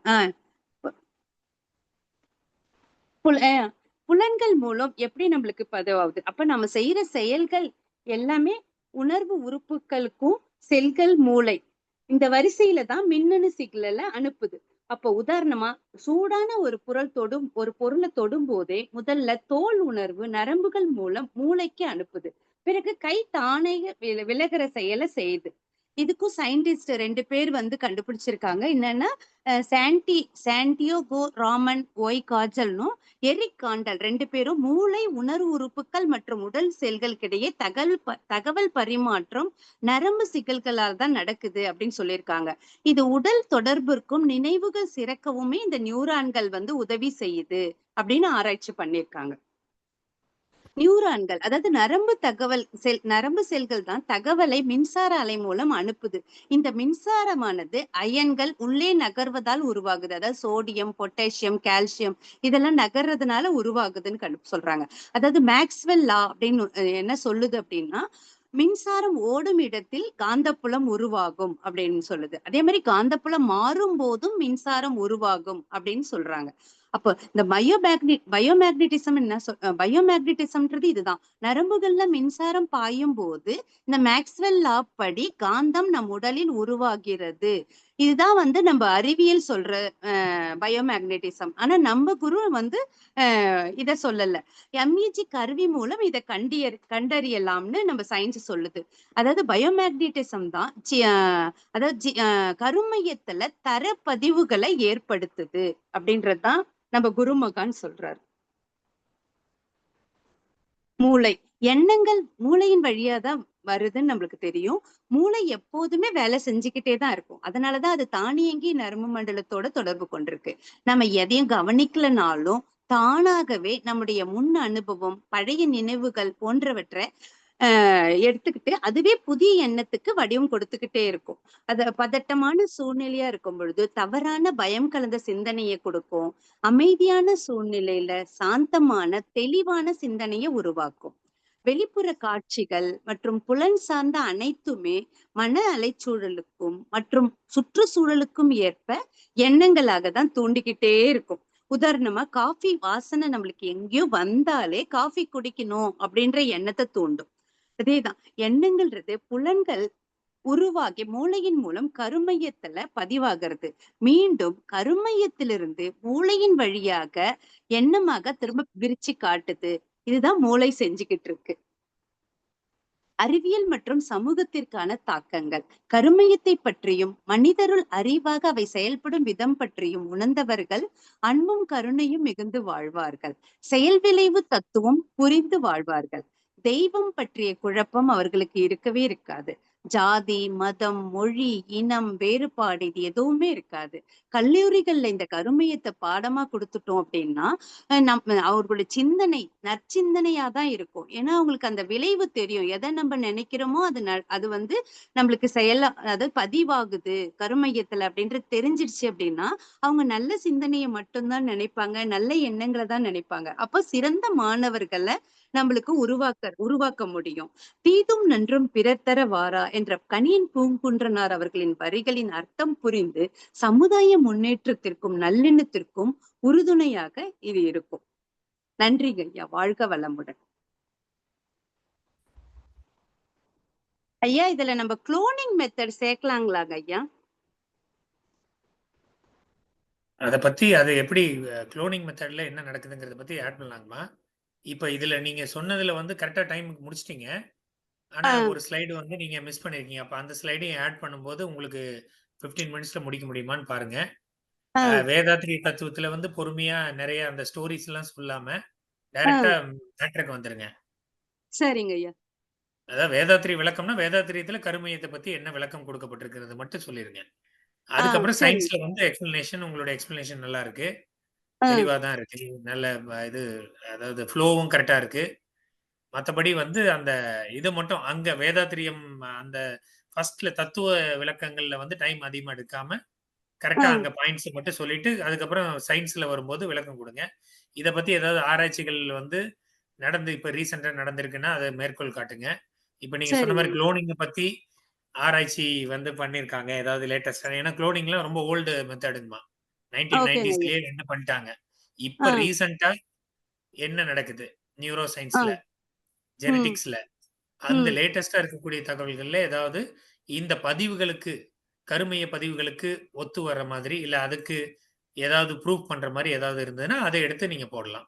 மத்தபடி உங்க சரிங்க ஐயா. ஸ்லைடு நல்லா இருக்குங்கம்மா. வாழ்க வளமுடன். கொஞ்சம் நன்றிங்க ஸ்பெல்லிங் ஐயா. மிஸ்டேக் வாழ்க இருக்கு. வளம். ஆ, அந்த கரெக்ட் ஸ்பெல்லிங் பண்ணிக்கிறேங்க ஐயா. மிஸ்டேக்ஸ் தமிழ்ல ஆமா. தமிழ்ல ஸ்பெல்லிங் மிஸ்டேக் இருக்கு. அத கொஞ்சம் பாத்துக்கங்க. வாழ்க வளமுடன். சரிங்க. வாழ்க வளமுடன்ங்க ஐயா. நன்றி.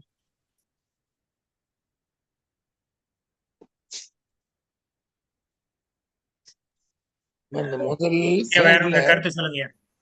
அந்த முதல் ஸ்லைடுல ஜீவகாந்தம் தனது சுழற்சி திணிவு அப்படின்னு கொடுக்குறீங்க. ஆமாங்க ஐயா.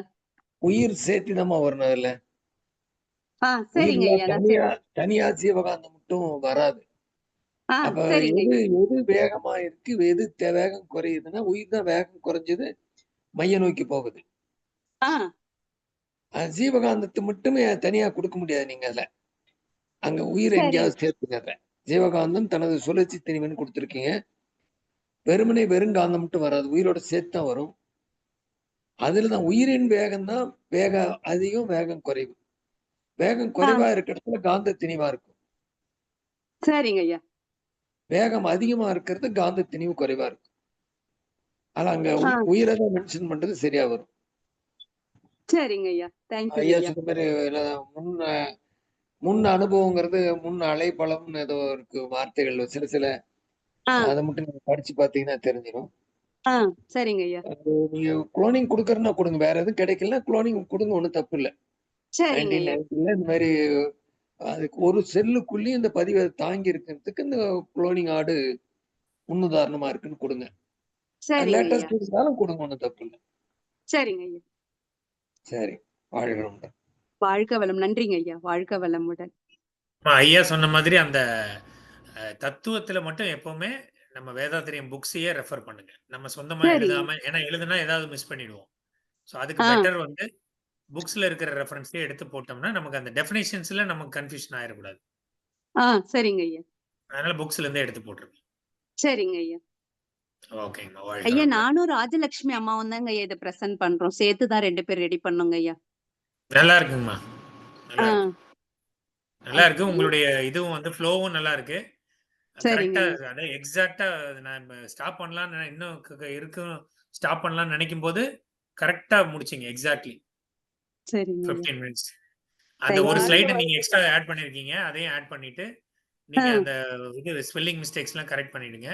அதுக்கப்புறம் ம். இந்த தத்துவத்துல வந்து கொஞ்சம் டைம் கொஞ்சம் கம்மியா செலவிட்டுட்டு, ஆ, இது விஞ்ஞான விளக்கம் வந்து இன்னும் கொஞ்சம் எலாபரேட் பண்ணி சொல்லுங்க. ஐயா, அந்த முள் குத்துறக்கு அது சொல்ல வேணாங்களாங்க ஐயா? அத கட் பண்ணிடவா? இல்ல அது அது இல்ல. அது சொல்லும்போது எப்படின்னா, டக்குன்னு அது எப்படி முள் குத்தும்போது நமக்கு அந்த பதிவு இருக்கு. ஆ, அப்படிங்கிற மாரி சொல்லிட்டு அப்படியே பாஸ் பண்ணிடலாம். அதே மாரி சரிங்க. ஆ, காஃபி கதையெல்லாம் வந்து ஜஸ்ட் அது ஒரு ஃப்ளோல அப்படியே அத படிக்காம, நீங்க ஆ, அதுல குடுத்துருக்கீங்க அது ஓகே. பட் ஆ, சொல்லும்போது எப்படி காஃபி மணம் நம்ம வந்து உடனே நமக்கு அத இது பண்ணுது. ஆ, அப்படிங்கிற மாரி தூண்டு. ஒரு லைன்ல அந்த ஆ, அந்த இடத்துல டைம் ஸ்பெண்ட் பண்ணாம ஜம்ப் சரிங்க. பண்ணி போயிடும். ஓகேங்க. ஏன்னா அங்க எதிர்பார்க்கிறது வந்து நீங்க ஏதாவது புதுமையா சொல்றீங்களா? ஆ, எல்லாருமே அங்க எதிர்பார்க்கிறது என்னன்னா, ஓகே அறிவியல் அரங்கத்திலிருந்து ஏதோ ஆராய்ச்சி பண்ணியிருக்காங்க. அந்த ஆராய்ச்சி கட்டுரைய நமக்கு சொல்றாங்க அப்படிங்கும்போது, அந்த புதுமைய கண்டிப்பா எதிர்பார்ப்பாங்க. அந்த அந்த எக்ஸ்பெக்டேஷன் கண்டிப்பா இருக்கும். அப்ப சரிங்க. அதுக்கு வந்து இவங்க என்ன இருக்கிறதே தானே படிக்கிறாங்கங்கிற மாரி வந்துரக்கூடாதுங்கிறதுக்காக தான், நம்ம என்னன்னா தத்துவத்த சொல்லிட்டு, தென் விஞ்ஞான விளக்கம் போகும்போது நம்ம இப்ப லேட்டஸ்டா என்ன நடக்குது அப்படிங்கறத நம்ம ஒருமிச்சு கொண்டு போய் கொடுக்கும்போது அது பெரிய நல்ல தகவலாக இருக்குங்கிறது என்னுடைய கருத்துக்குமா. வாழ்க வளமுடன். நானும் இன்னும் கொஞ்சம் ட்ரை பண்றேங்க ஐயா. இன்னும் லேட்டஸ்டா ஏதாவது கிடைக்குதான்னு பாக்குறேங்க ஐயா.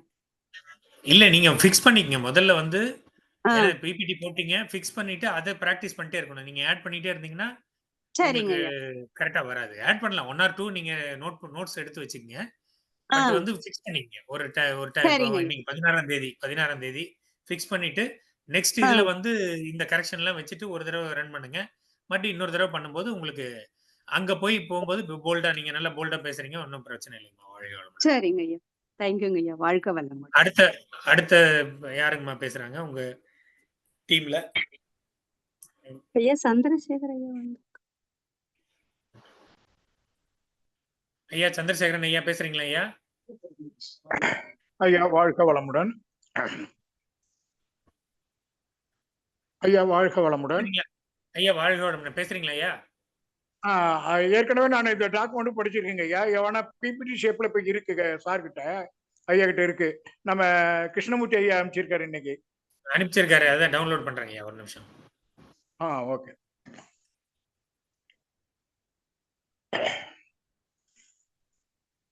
ஏதாவது மாற்றங்கள் பண்ணி இருக்கீங்களாங்க ஐயா? இல்ல அதே தான் எடுத்து போட்டிருக்கீங்களா? இல்லைங்க ஐயா. இன்னொன்னு சொல்லிருங்க. இன்னும் குரூப் டிஸ்கஷன்ல நான் என்ன வைக்கல பிபிடி ஷேப்ப. இல்லைனாக்கா நாளைக்கு குரூப் டிஸ்கஷன்ல வச்சுட்டு வேணா கூட நாளைக்கு நைட்டு பேசுறேங்க ஐயா. இல்லைங்க இன்னைக்கு தான் உங்களுடைய டைம். அப்புறம் நாளைக்கு மத்தவங்க அவங்க கேட்பாங்க இல்லைங்களா? இல்ல வேற யாராவது? சரிங்க. இப்போ வாய்ப்பு கொடுத்துருங்க ஐயா. படிச்சிடுறேன் என்னுடைய டாக்குமெண்ட்டை. நான் கரெக்ஷன்ஸ் கேரி பண்ணிட்டு நெக்ஸ்ட் எங்க ப்ரோக்ராம் பாத்துக்கிறேன். ஓகே. இல்ல இப்ப உங்க ஸ்கிரீன் என்னோட ஸ்கிரீன் தெரியுதுங்களா உங்களுக்கு? தெரியுதுங்க ஐயா. ஓகேங்க ஐயா. இதான் உங்க பிரசன்டேஷன் நீங்க இப்ப அவர் ஐயா அனுப்பிட்டு இருந்தாங்க. நான் அதை ஓபன் பண்றேன். ஆமாங்க. நீங்க அந்த ஸ்லைடு பார்த்துட்டே வந்து அப்படியே கண்டினியூ அப்படியே வாங்க ஐயா. அப்படியே பேசிட்டே வாங்க. கரெக்டா 15 மினிட்ஸ்ல நீங்க முடிக்கிறீங்களான்னு பாருங்க. அதுக்குள்ள கவர் பண்ணுங்க. ரைட்டுங்க ஐயா. ரைட்டுங்க ஐயா. ஓகே. வாழ்க வளமுடன். ஸ்டார்ட் பண்ணுங்க.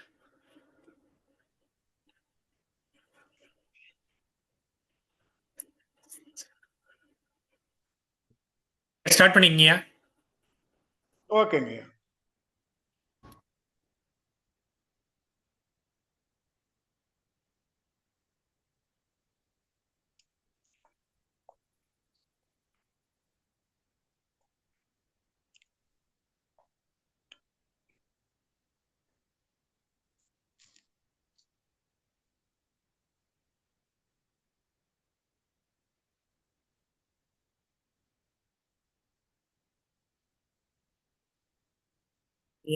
வாழ்க வளமுடன்.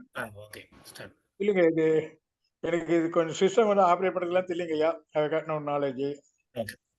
இப்போ நீங்க அம்மா படிச்சுட்டு இருந்ததெல்லாம் பார்த்தேன், கரெக்டா வந்துச்சு. நான் ஆப்ரேட் பண்றதுன்னா எனக்கு கொஞ்சம் தெரியலைங்க ஐயா. இல்லைங்கய்யா நீங்க படிங்க ஐயா. நான் தான் ஆப்ரேட் பண்றேன். ஓகேங்களா? சரிங்க ஐயா. கருமையமும் மற்றும் அறிவும் கண்டென்ட் படிங்க. ஆமா. இப்ப 2வது ஸ்லைட்ல இருக்குங்கய்யா. வாழ்த்துக்கள் மற்றும் அறிமுகம், சுய அறிமுகம் இருக்கு. அதை ஸ்கிப் பண்ணிக்கங்க. ஏன்னா டைம் ரைட்டுங்க ரைட்டுங்க. நீங்க அதுக்கப்புறம் நன்றி தெரிவித்தல் இதெல்லாம் ஐயா கொஞ்சம் இந்த 3 ஸ்லைடுமே உங்களுக்கு வந்து ஒரு நிமிஷம் கூட இது ஒரு 30 செகண்ட்ஸ்க்குள்ள முடிக்கணும். ஆமா இதெல்லாம் குறைச்சிக்கிறாங்க. ஓகே. ரைட்டுங்க ரைட்டுங்க. இப்போ உரையின் நோக்கத்திலிருந்து சொல்லுங்க. ரைட்டுங்க ஐயா. உரையின் நோக்கத்திலிருந்து வந்துடுறேங்க ஐயா.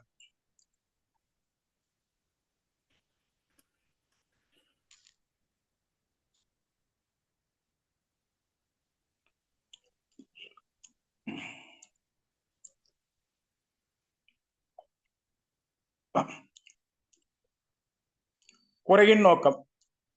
மகிழ்ச்சி வாழ்வில் சிறு வயது எழுந்த வினாக்கள். கடவுள் யார்? உயிரின் மூலமும் முடிவும் என்ன? பிறப்பிற்கு முன் இறப்பிற்கு பின் உயிரின் நிலை என்ன என்பதாகும். மேற்படி வினாக்கள் யாவும் மறைபொருட்களாகும். மேற்படி வினாக்களுக்கு ஆழ்ந்த சிந்தனையாலும் மற்றும் ஆராய்ச்சியாலும் மகரிஷி அவர்கள் விடை கண்டார்கள். மேற்படி விடைகளை மகரிஷி அவர்கள் பாமர மக்களும் எளிதில் புரிந்து கொள்ளும் வண்ணம் பல்வேறு கவிதைகள் வாயிலாகவும் தத்துவங்கள் வாயிலாகவும் வழங்கி உள்ளார்கள். அந்த கருத்துக்களின் அடிப்படையில் கடவுள், உயிர், மனம், உயிரின் நிலை ஆகிய மறைபொருட்களை ஒன்றிணைத்து தெளிவு பெறும் விதமாக உள்ளதே கருமையமும் அறிவும். இன்று விஞ்ஞானம் அபரிதமாக வளர்ந்திருந்தாலும் மனிதர்கள் தனி மனித அமைதியை இழந்ததுடன் நோய், வறுமை போன்ற துன்பங்களோடு ஒருவரை ஒருவர் அடித்துக் கொண்டும் பிறர் வளத்தை பறித்தும் வாழ்ந்து கொண்டிருக்கிறார்கள்.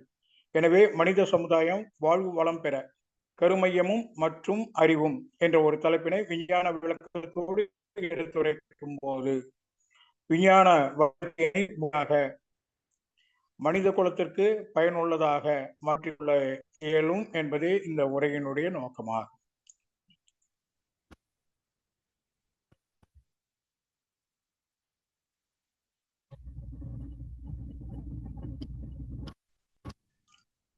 வாழ்க்கை வளமுடன். கருமையம் மற்றும் அறிவு வேதாத்திரிய விளக்கம். வற்றாய் இருப்பு, பேராற்றல், பேரறிவு, காலம் எனும் வளம் நான்கும் ஒன்றிணைந்த பெருவெளியே தெய்வமாம்.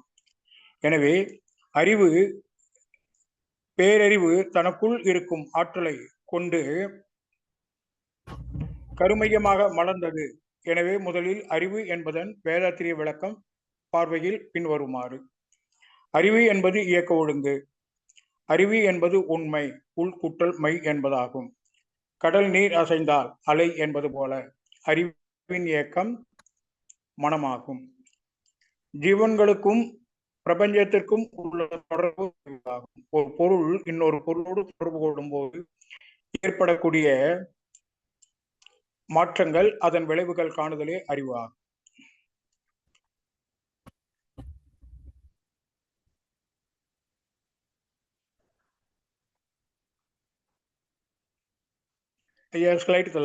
வாழ்க வளமுடன்.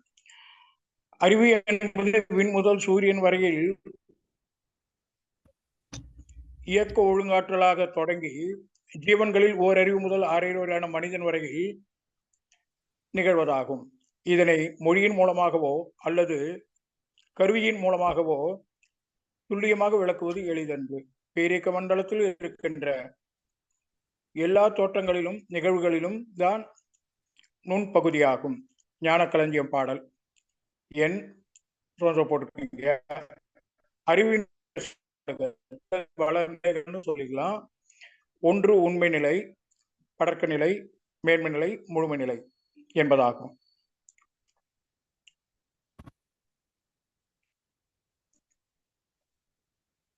உண்மை நிலை. உண்மை நிலை சுத்த வெளியில்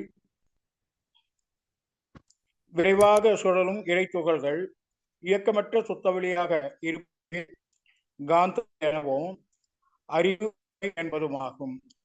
படக்க நிலை. விண் என்பதே இறைத்துகளுடைய தொகுப்பு. பேரியக்க மண்டலத்தில் காணப்படும் விண் கூட்டங்கள் அடர்த்தி வேறுபாடுகளே பஞ்சபூதங்களாகும். இது பஞ்சபூதங்களில் அறிவின் நிலை, அமைப்பு, துல்லியம், இயக்க ஒழுங்கு என்ற 3 நிலைகளில் இருப்பதாகும். இவை அனைத்தும் ஜடப்பொருட்கள். அதுக்கு உதாரணம் சொல்லிருக்கீங்க. அது ஒன்றும் ஸ்லைட்ல காமிச்சிடலாங்க. சப்ஜெக்ட் அப்படிட்டா அடுத்த டாபிக் போயிடுறீங்க. ஒரு விதையை, அமைப்பு என்பது ஒரு விதையை மண்ணில் ஊன்றி தண்ணீர் ஊற்றினால் தண்டு, இலை, பூ, காய் மற்றும் பழம் ஓட காட்சியளிப்பது ஒரு தாய்ச்சியை போன்றே இருப்பதாகும். துல்லியம். இலை, பூ, காய் இவற்றில் தாய் செடி எப்படி இருந்ததோ அதே போன்று சிறிது கூட பிழை இல்லாது குணம் அமைந்திருப்பதாகும். இயக்க ஒழுங்கு. எந்த செடியும் முளைப்பதற்கும் வளர்வதற்கும் பூ, காய், கனி கொடுப்பதற்கும் சூரிய, சந்திர, நட்சத்திரங்களால் ஏற்படுகின்ற காலம் ஒத்து வர வேண்டி இருக்கிறது. அந்தந்த காலத்தில்தான் அவை பூக்கும், காய்க்கும், பழுக்கும். இது காலத்தை ஒட்டியே நடப்பதாகும். ஞான களஞ்சியம் பாடல்.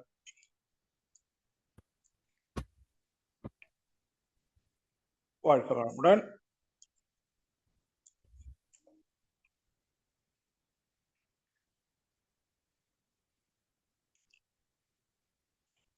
படக்க நிலை. உயிரின தோற்றம், உயிரின தோற்ற கோட்பாடு. விண் கூட்டு அடர்த்தி நிலையில் வேறுபட்டு கொண்ட வேறுபாடு கொண்ட பஞ்சபூதங்கள் ஒத்த விகிதத்தில் ஒன்று கூடி ஒரு சிறிய பருப்பொருளோடு எழுச்சி பெறும் காந்தம் சுழற்சி விரைவோடு அப்பொருளாகிய பாதை அமைத்து கொண்டு வடிவத்திற்குள் சுழன்று வரும் அதில் உள்ள அணு கூட்டங்களுக்கு இடையிலே ஒன்றில் இருக்கும் காந்த ஆற்றல் அமைத்து கொண்டு அணு அடுக்கு சீர் மையம் பெறுதலாகும். இந்த காந்த ஓட்டமே பருவில் சுழன்று ஓடும் போது துல்லிய சமதள சீர்மை தத்துவப்படி திணிவு பெற்ற காந்த நிலையின் மையமே கருமையமாகும். மேன்மை அதை சுற்றி நடைபெறும் சுழல் விரைவில் உணர்ந்துகின்றது, இருப்பு நிலையை உணர்கின்றது. இந்த உடனடி விண்வெளி புறப்பகுதியில் சுற்றி உள்ள அகன்ற நிலையோடு ஊடுருவி தொடர்பு கொண்டு பரமாணுவின் அசைவை விரைவில் ஒரே சீராக இயக்கி ஒழுங்காற்றலாக அமைத்தல் என்பது மேன்மை நிலையாகும். ஞானக்களஞ்சியம் பாடல்.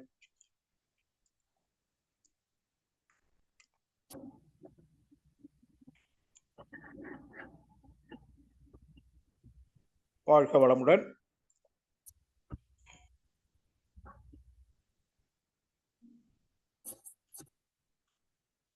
முழுமை நிலை. உடலில் உள்ள புலன்கள் மூலம் படர்க்க நிலை எய்தி இன்பத் துன்ப சூழலில் சிக்கி அணைந்து கொண்டிருக்கும் மனதிற்கு சந்தர்ப்ப சூழ்நிலைகளால் அமைதியாய் உணர்வாய் உள்ள அறிவு எது, அறிவு உணர்பவனாக உள்ள அறிவு எது என்ற சிந்தனை ஏற்படும் தன்னையே நாடி சிந்திக்கக்கூடிய நிலையில் உள்ள மனதை அடக்க நிலையில் பெற்று அலைநிலையை ஆகுதலாகும். இதுவே முழுமை நிலை. உயிரினங்களில் அறிவின் நிலை ஜடப்பொருளில் உள்ள அறிவின் நிலையோடு மேலும் உணர்தல், துய்த்தல் மற்றும் பிரித்து உணர்தல் என்பதாகும். வான்காந்தம் உலகம், கோள்கள், சூரியன், நட்சத்திரங்கள், அண்டங்கள் போன்ற பிரபஞ்சத்தில் உள்ள விண்கள் உள்ளன. ஒவ்வொரு விண்ணும் சுழலும் போது அதனுள் இருக்கும் இறை துகள்கள் வெளியேறி காந்த அலைகளாக வருகிறது. இதுவே வான்காந்தம். வான்வெளியில் நடப்பதால் வான்காந்தம் என்று அழைக்கப்படுகிறது. ஜீவகாந்தம் உயிரினங்களின் உடலில் இருந்து வெளிப்படும் காந்தம் ஜீவகாந்தம் என்பதாகும். கருமையம் ஒவ்வொரு உயிரின் செயல்களே அதே உயிரினத்தின் தன்மைகளாகவும் அத்தன்மைகள் பதிவதற்கு ஓர் ஊடகமே கருமையமாகும். வாழ்க வளமுடன்.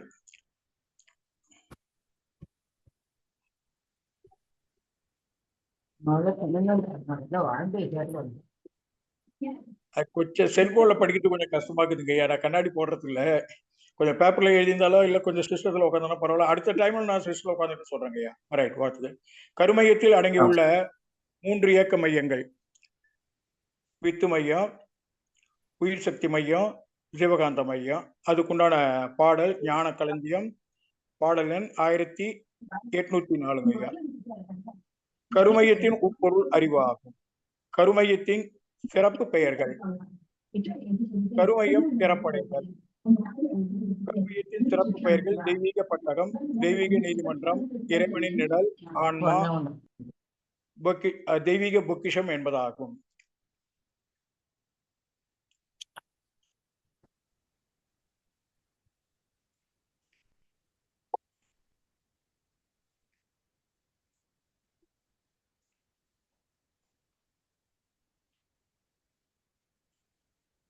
வித்து மையம், உயிர் சக்தி 3 மையம் அதை படிச்சிருக்க. அடுத்தது சிறப்படைதல். பருவுடலில் ரசாயன மாற்றங்கள் ஏற்படும் போது ஜீவகாந்தத்திலும் மாற்றங்கள் உண்டு பண்ணுகிறது. அவை இயற்கை மற்றும் செயற்கை காரணங்களால் சிறப்படைகிறது. 1 கருவமைப்பு, 2 உணவு வகை, 3 எண்ணம், 4 செயல்கள், அவ்வப்போது 5 அவ்வப்போது மாற்றமடைந்து கொண்டே இருக்கும் கோள்களின் நிலை மாறும் அதனால் ஏற்படக்கூடிய மோதல்கள், தற்செயலாக ஏற்படக்கூடிய மோதல்கள். ஞானக்களஞ்சியம் பாடல் 841. அடுத்தது விலங்கினத்திலிருந்து சஞ்சீத கர்மம். ஒரு விலங்கினத்திலிருந்து வித்து தொடராக மனிதன் தோன்றினான். அந்த பதிவுகள் 2 ஜீவகாந்தத்தில் உள்ள பதிவுகள் கருத்தொடராக வரப்பெற்றுள்ளன. ஈரறிவு முதல் 5 அறிவு வரையிலான விலங்கினம் வரையில் ஆற்றிய செயல்கள். அடுத்தது பிராரப்த கர்மம். 3 வயதிலிருந்து இன்று வரை. மேற்படி 2ம் பழைய வினையாகும். இதுவே மனிதனின் அறிவாட்சி தரமாகும். மேலும் மனதினுடைய செயல்பாடுகள் புறமணம், நடுமணம், அடிமணம் என்பதாகும். புறமணம் என்பது பொருள் வயப்பட்டு புலன்களில் பதிந்தவற்றை உணர்வதையே புறமணமாகும். புலன்களுக்கு அப்பால் கவனிக்கும் போது புலன் செயல்பாடு இல்லாமல் அதனுடைய குணத்தை ஆராய்வதாகும். அடிமனம் பொருட்களையோ தோற்றங்களையோ பார்க்கும்போது அத்தோற்றங்களுக்கு மூலத்தை அறிவதாகும். நடுமணம். அடிமனம். வாழ்க வளமுடன்.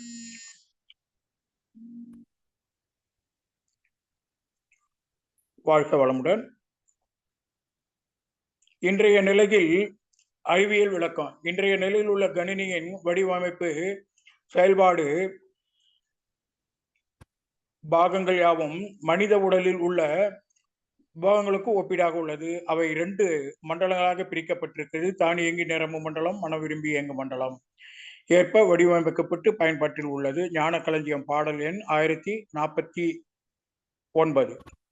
கணினி அறிவியலில் கணினியின் பாகங்களாக மரபணு வகைகள் மற்றும் உணர்வுகள் கண்ணோட்டத்தில் அமைந்துள்ளன. ஜீவன்களில் செல் கருக்களில் உள்ள மரபணு போல கணினி எவ்வாறு செயல்பட வேண்டும் என்பதற்கு மரபணு வழிமுறைகள் அடிப்படையாக உள்ளன.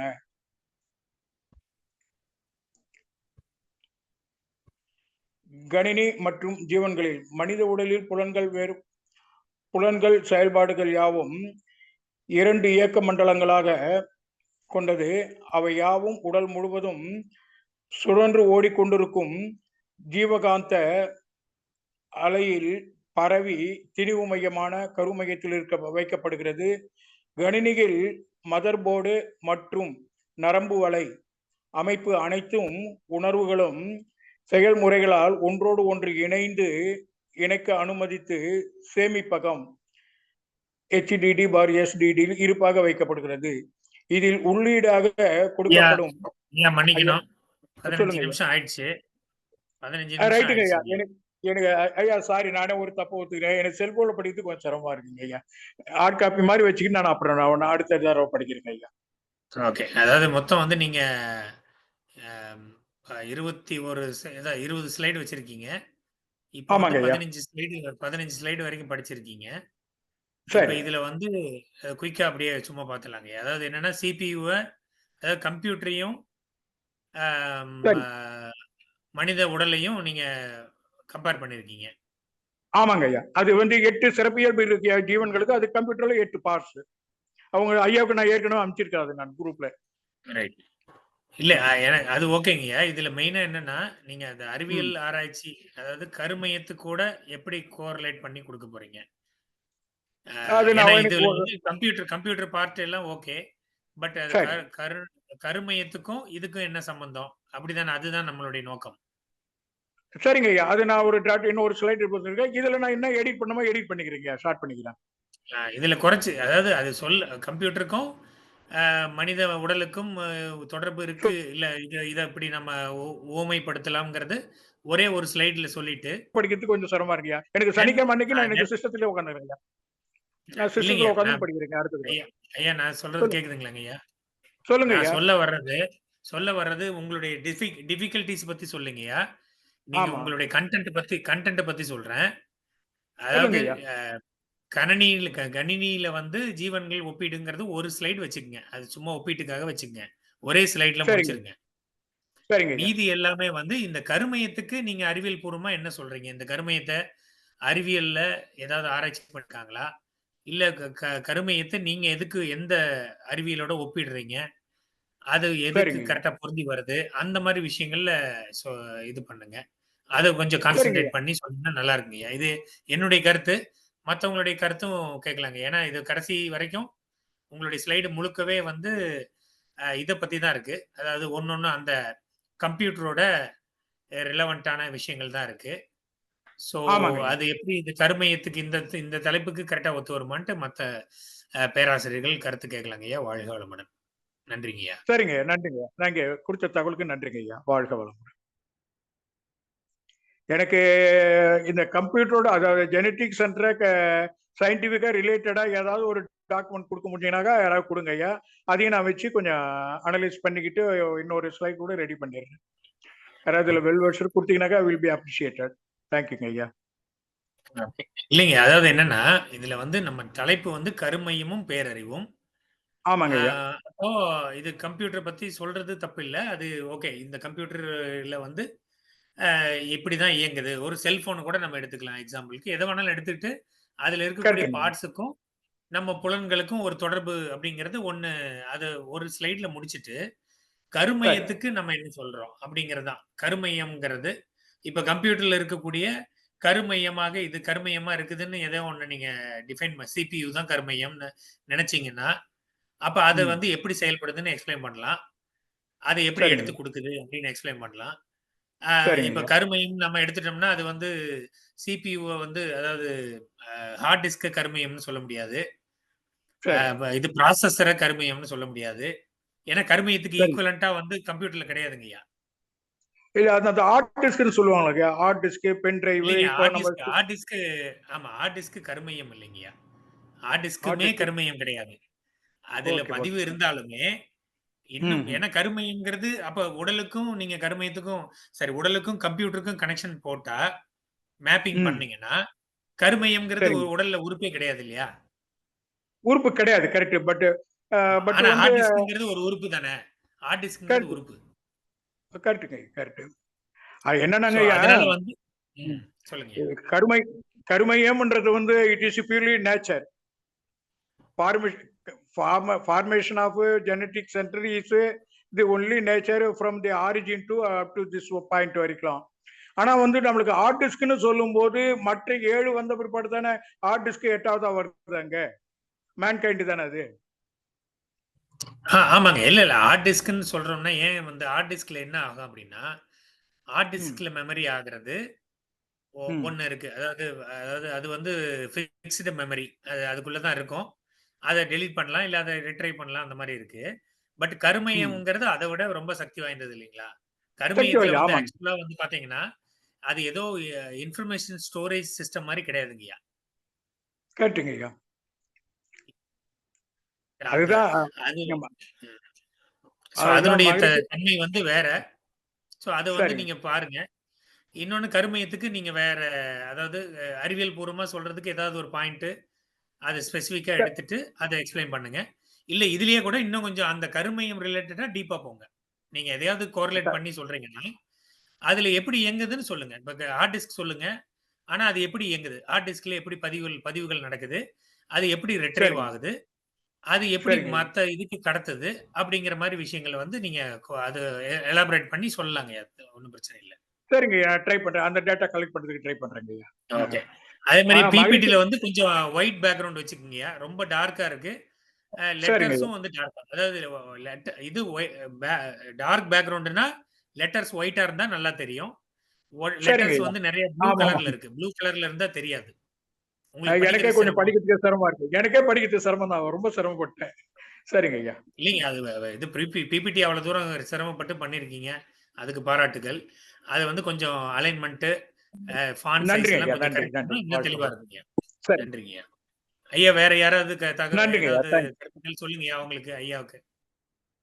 ஐயா தியாகையா ஒரே ஒரு சின்ன டவுட் ஐயா. ஐயா அம்மா சொல்லுங்க. சொல்லுங்கம்மா. அம்மா சொல்லுங்க. அது இப்ப வந்து இவங்க பிரசன்ட் பண்றச்சே அங்கங்க ஞான கவிகள்லாம் இந்த பாடல் எண் அப்படி சொல்றாங்க இல்லையா? இப்ப அது எண் ஆமா. மட்டும் சொன்னா போருமா இல்ல அந்த கவி முழுக்க அப்புறம் படிக்கணுமா? அப்போ இன்னும் கொஞ்சம் டைம் அது கன்சியூம் ஆகும்ல?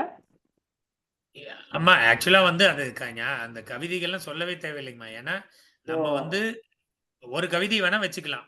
அதாவது அந்த விளக்கம் வேதாத்திரி விளக்கமே இப்ப ஐயா வந்து 10 ஸ்லைடுக்கு மேல போயிட்டாங்க. வேதாத்திரி விளக்கம் ஒரு 2 ஸ்லைடு 3 ஸ்லைடுல முடிச்சிடணும். முடிச்சிட்டு அறிவியலுக்கு விளக்கம் கொடுக்கணும். ஏன்னா அதுக்கப்புறம் கொடுத்துட்டு 2யும் கோரிலேட் பண்ணி நம்ம என்ன சொல்ல வரோங்கிறது சொல்லணும். சமுதாயத்துக்கு என்ன சொல்றோம்னு சொல்லணும். இதுல இருந்து நம்ம என்ன பாடமா நம்ம இதை எடுத்துட்டு போறோம் அடுத்த ஸ்டெப்புக்கு அப்படிங்கறதெல்லாம் சொல்றதுனால தான் நம்ம என்ன சொல்றோம்னா மேல வந்து முதல்ல அறிவியல் விளக்கம் சாரி தத்துவ விளக்கம் வந்து டு த பாயிண்ட் ஸ்ட்ரைட்டா என்ன பாயிண்ட் கருமையம்னா கருமையம் அதை மட்டும் பேசி சொல்லிட்டு அது வேதாத்திரியம் என்ன கூறுகிறதுன்னு சொல்லிட்டு தென் அறிவியல் விளக்கத்துல இந்த கருமையம் எப்படி செயல்படுதுன்னு இப்போ அறிவியல்ல என்ன எந்த வரைக்கும் வந்திருக்காங்களோ அதை சொல்லிட்டு இப்ப ரீசெண்டா நடக்கக்கூடிய ஆராய்ச்சிகளை பத்தி சொல்லலாம். இதுவாக இருக்கலாம் அதுவாக இருக்கலாம்னு ஒரு ஓமானம் இல்ல கோரலேஷன் கூட நம்ம சொல்லலாம். சொல்லிட்டு சமுதாயத்துக்கு என்ன சொல்ல வரோம் இல்ல இந்த கட்டுரையின் மூலமாக நம்ம என்ன அடுத்த ஸ்டெப் எங்க கொண்டு போறதுக்கு பிளான் ஃபார் ஆக்ஷன் என்ன பண்றோம் அப்படிங்கறது சொல்றோம். அப்பதான் வந்து அது கரெக்டா அந்த ஃப்ளோ கரெக்டா வரும். Okay okay. அதனால இது பாடல் நம்பர் எல்லாம் சொல்ல தேவையில்லைங்கய்யா. ஓ சரிங்க, இதுக்கு மேல அதை விட்டுருங்க ஐயா. ஓகே, அந்த பாயிண்ட் அப்சர்வ் பண்ணதுக்கு ரொம்ப நன்றி ஐயா. ஒரு மகிழ்ச்சியுடைய கவிதையில லாஸ்ட் 2 லைன் சொல்றேங்க ஐயா. சொல்றீங்களா ஐயா? சொல்லுங்க. பனித்துளி போல் அளவான நாதவிந்தின் பரிணாமம் பல அவயங்களாகி அங்கும் இங்கும் எங்கும் நிறைந்துவிடும் எண்ணத்தின் இருப்பிடமும் இயல்பும் கண்டேன் அப்படின்னு மகரிஷி அவர்கள் அதை வந்து கருமையம் தானேங்க, கருமையத்தை நோட் பண்ணி தானே சொல்றாரு. பனித்துளி போல் அளவான நாதவிந்தின் பரிணாமம். கரெக்டுங்க. அது வந்து கருமையும் பேரறிவையும் சேர்த்து அவர் சொல்றாங்க. இல்ல நம்ம இங்க சொன்ன பாயிண்ட் வந்துங்க ஐயா, அதாவது நிறைய பாடல்கள் வரிகள் சொல்லிட்டே வந்தோம்னா நம்மளுடைய பர்பஸ் இது வந்து பர்பஸ் வந்து இதாகும் மிஸ் ஆகும் அப்படிங்கிறது தான். அந்த டெஃபினிஷன் ஒரு கவி சொல்லும்போது அந்த சொல்லலாம், ஒரு கவி எடுத்துங்க. சரி சரி, ஓகேங்க ஐயா. Okay okay okay. ஏன்னா நமக்கு கொடுக்கப்பட்ட டைம் வந்து 15 மினிட்ஸ் அப்படின்னு சொல்லும்போது அந்த 15 மினிட்ஸ்ல நம்ம அதாவது அன்பினிஷ்டா முடிக்காம அதை கம்ப்ளீட் பண்ணிடணும் அப்படிங்கும்போது அதுக்கு தகுந்த மாதிரி அதுக்கப்புறம் கேள்விகள் வரும். கேள்விகள்ல நீங்க எக்ஸ்பிளைன் பண்ணணும். சரிங்க ஐயா, கண்டிப்பா அடுத்த தடவை நான் கொஞ்சம் ஐயா சொல்ற மாதிரி கரெக்டா முயற்சி பண்றேங்க ஐயா. பிரசன்ன வாழ்க்கை வளமுடன்.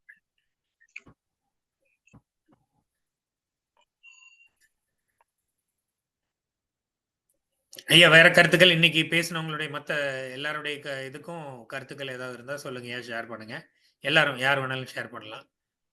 ஏதாவது இம்ப்ரூவ்மெண்ட் இல்ல ஏதாவது கூட்டணும் குறைக்கணும் அப்படிங்கறது சொல்லுங்கம்மா. வாழ்க வளமுடன்.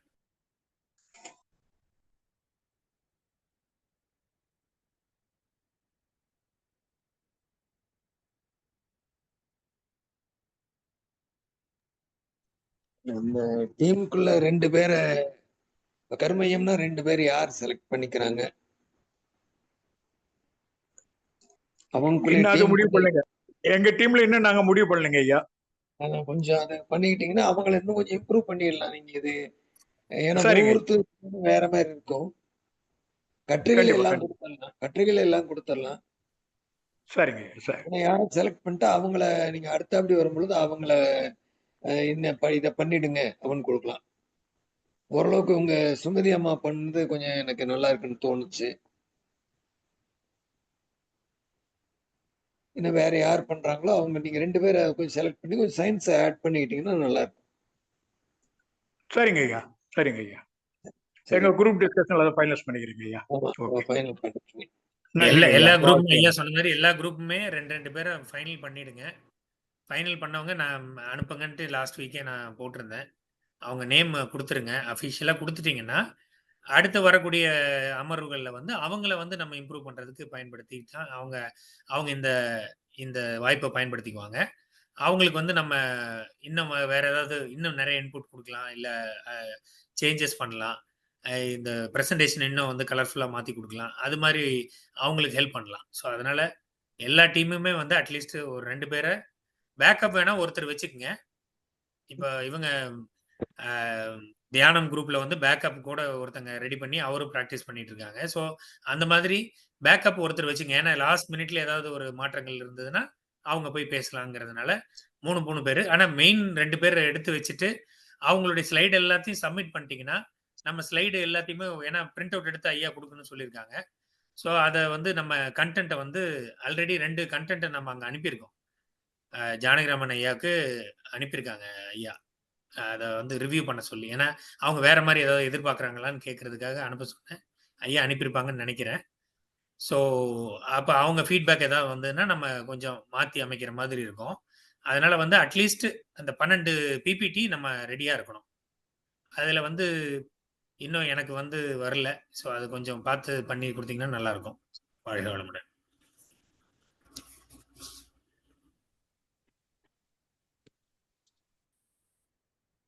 வாழ்க வளமுடன். ஐயா வாழ்க வளமுடன். வாழ்க வளமுடன். நாளைக்கு காலையில 10 மணிக்கு 3 பேரை மட்டும் நம்ம இதுல கலக்க சொல்லி ஒரு இது ஃபைனலைஸ் பண்ணிக்கலாம் அப்படின்னு சொன்னாருங்க. இந்திய டைமுக்கு 10 மணி. சரிங்க. நம்மளதுல 3 பேர் வந்தா போதும். டைரக்டர் ஒரு 3 பேர். 28ஆம் தேதி எவ்வளவு நேரம் வேணும், எப்படி ஒதுக்குறது, என்ன செய்யலாம் அப்படிங்கறத நாளைக்கு ஃபைனலைஸ் பண்ணி அவங்க கிட்ட கொடுக்குறோம் நம்ம. ஓகேங்க. எப்பங்க மீட்டிங் எப்பங்க? நாளைக்கு 10 மணிக்கு குரு ஜெயபால் நீங்க மட்டும் கலந்தீங்கன்னா போதுங்க. மத்த யாரும் வேண்டியதில்லை. 3 பேர் மட்டும் வாங்க. நாங்க ஒரு 3 பேர் டைரக்டர் வரோம். என்னங்கிறத எங்களுக்கு கண்டென்ஸ் கொடுத்துருங்க. இவ்வளவுதான், இவங்க தான் அப்படின்னு முடிவு பண்ணிட்டு வாங்கங்கிறாங்க. ஓகேங்க. அது அந்தந்த டீம்ல 2 பேர் ரெடி பண்ணியிருந்தாங்கன்னா அவங்க பேர் கொடுத்தாங்கன்னா பரவாயில்ல. காலையிலே நேரத்திலே அவங்க யார் பேசுறாங்கிறத நமக்கு வாட்ஸ்அப்ல போட்டாங்கன்னா நாளைக்கு அவங்க பேரை சொல்லிவிடலாம். அதாங்க. ஓகேங்க. அதான் பேர் கொடுக்கறது ஒண்ணுங்கய்யா. அந்த பேர் கொடுத்தவங்க கொஞ்சம் இன்ட்ரெஸ்ட் எடுத்து இறங்கி கொஞ்சம் ஒர்க் பண்ணி, ஏன்னா கம்ப்ளீட் பண்ணணும். பிபிடி கம்ப்ளீட் பண்ணி இல்ல அவங்க என்ன பிரசன்டேஷன் கொடுக்க போறாங்களோ அதை கம்ப்ளீட் பண்ணி கொடுக்கணுங்கய்யா. இப்போ இவங்க இறைத்துகள்ல வந்து ஒருத்தர் தான் பிரேம் ஐயா மட்டும் தான் பேசியிருக்காங்க. இப்போ வாசுதேவன் ஐயா பேசுறாங்களா இல்ல இவங்க பேசுறாங்களா சாந்தி அம்மா பேசுறாங்களா தெரியல. இதுல வந்து கொடுத்துட்டாங்க. ஏன்னா ஓப்பனா பேசலாம். இதுல ஒண்ணும் மறைக்கிறதுக்கு ஒண்ணும் இல்லையா. ஓப்பனா பேசி அவங்க சொல்லட்டும். 10 நாள் போட்டு இல்லைங்க. 10 நாள் தான் இருக்குது. அவங்க இப்போ பிபிடி கொடுத்தாங்கன்னா நம்ம எல்லா பிபிடியும் ஒருமிச்சு ஒரே மாதிரி ஃபார்மேட்டிங்ல கொண்டு வந்து அதுல ஏதாவது முன்ன பின்ன இருந்தா நம்ம அட்ஜஸ்ட் பண்ணி நீட் பண்ணி அதை வந்து அழகா கொண்டு போயிடலாம். ஒண்ணு. இன்னொன்னு டீம்ல இருக்கிறவங்க இப்ப இதுல வந்து 2 பேரை செலக்ட் பண்ணிருக்காங்க ஐயா. தியானம் டீம்ல வந்து சந்திராமாவும் வித்யாலட்சுமி அம்மாவும் செலக்ட் பண்ணிருக்காங்க. பேக்கப்புக்கு பன்னீர்செல்வம் ஐயா அவரும் ப்ரிப்பேர் பண்ணிட்டு இருக்காரு. ஸோ அது வந்து அவங்க தெளிவா சொல்லிட்டாங்க. இப்போ மற்ற டீம்லாம் வந்து இது போல வந்து 2 பேர் சொல்லணும். எல்லாம் ஒருத்தர் தான் இருக்காங்க. இதுல வந்து காந்தம் டீம்ல வந்து ஒருத்தங்க தான் சொல்லியிருக்காங்க. சங்கீதா அம்மா சொல்லியிருக்காங்க. அது மாதிரி இப்போ இதுல கருமையம்ல வந்து இப்போ இவங்க பேசியிருக்காங்க. வேற யார் பேச போறாங்க? இப்போ கலாவதி அம்மா பேச போறாங்களா இல்ல இன்னொருத்தவங்க யாராவது பேச போறாங்களா அவங்க சொல்லணும். நாளைக்கு ஃபைனலைஸ் பண்ணிரணுங்கய்யா. நாளைக்கு அவங்க ஆமாங்க இது ஐயா அவங்க தாங்க சொல்லணும். அவங்க முன் வராம இருந்தா எப்படிங்கய்யா? அவங்க டீம்ல மீட்டிங் போட்டு விட்டுருங்க அறிவியலகத்துல. இல்ல 10 மணிக்குள்ள அவங்க சொல்லணும். சொன்னாதான் நம்ம அங்க பேர் கொடுக்க முடியும். ஐயா 10 மணிக்குள்ள பேரை கொடுத்துருங்கன்னு சொல்லிவிடுங்க. வாழ்க வளமுடன் ஐயா. நாங்க டிசைட் பண்ணிட்டு நாளைக்கு காலையில 10 மணிக்குள்ள உங்களுக்கு சொல்லிடுறோம் ஐயா. சரியா? கருமையும் குரூப் சொல்லிடுறோம் நான் காலையில 10 மணிக்குள்ள. சரிங்களா? ஓகே. அதே மாதிரி உயிர் குரூப்லயும் 2 பேர் தாங்க ஐயா. கருமையம் குரூப் நாளைக்கு சொல்லிடுவாங்க. உயிர் குரூப்ல 2 பேரு அது கன்ஃபார்ம்டு. ஞானம் குரூப்ல 2 பேரு கன்ஃபார்ம்டு. வாழ்க வளமுடன். கண்மணி இது சக்தி நகர் சிவகாமி பவர் எங்களுக்கு முடிஞ்சது. அதாங்கய்யா அதாவது இது உயிர் சக்தி முடிஞ்சதுங்கய்யா. தென் நெக்ஸ்ட் வந்து இவங்க தியானம் குரூப் முடிஞ்சதுங்கய்யா. 2 பேர் செலக்ட் பண்ணிட்டாங்க. இப்ப கலாவதி அம்மா வந்து இன்னைக்கு சொல்றேன்னு இருக்காங்க. நாளைக்கு சொல்லிடுவாங்க. ஸோ 3 குரூப் முடிஞ்சிருச்சு. இன்னும் 3 பேரு இதுல இறைத்துகள்ல சொல்லணும், சுத்தவெளியில சொல்லணும், தென் காந்தம்ல சொல்லணும். 3 டீமும் வந்து 2 பேரை சொல்லணும், நாமினேட் பண்ணணும்.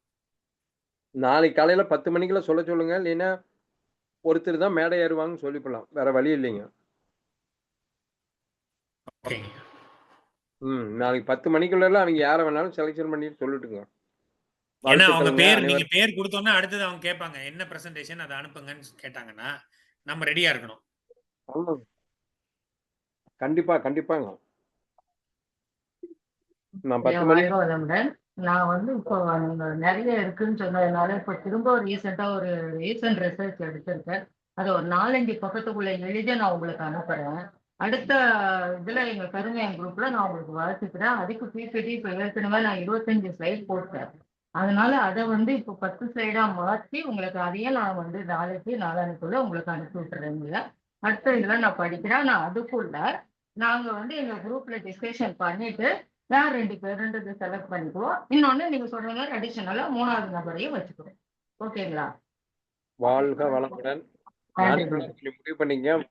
நன்றி. வாழ்க வளமுடன். அனைவருக்கும் நன்றி. வாழ்க வளமுடன். வாழ்க வளமுடன். நன்றி. நன்றி.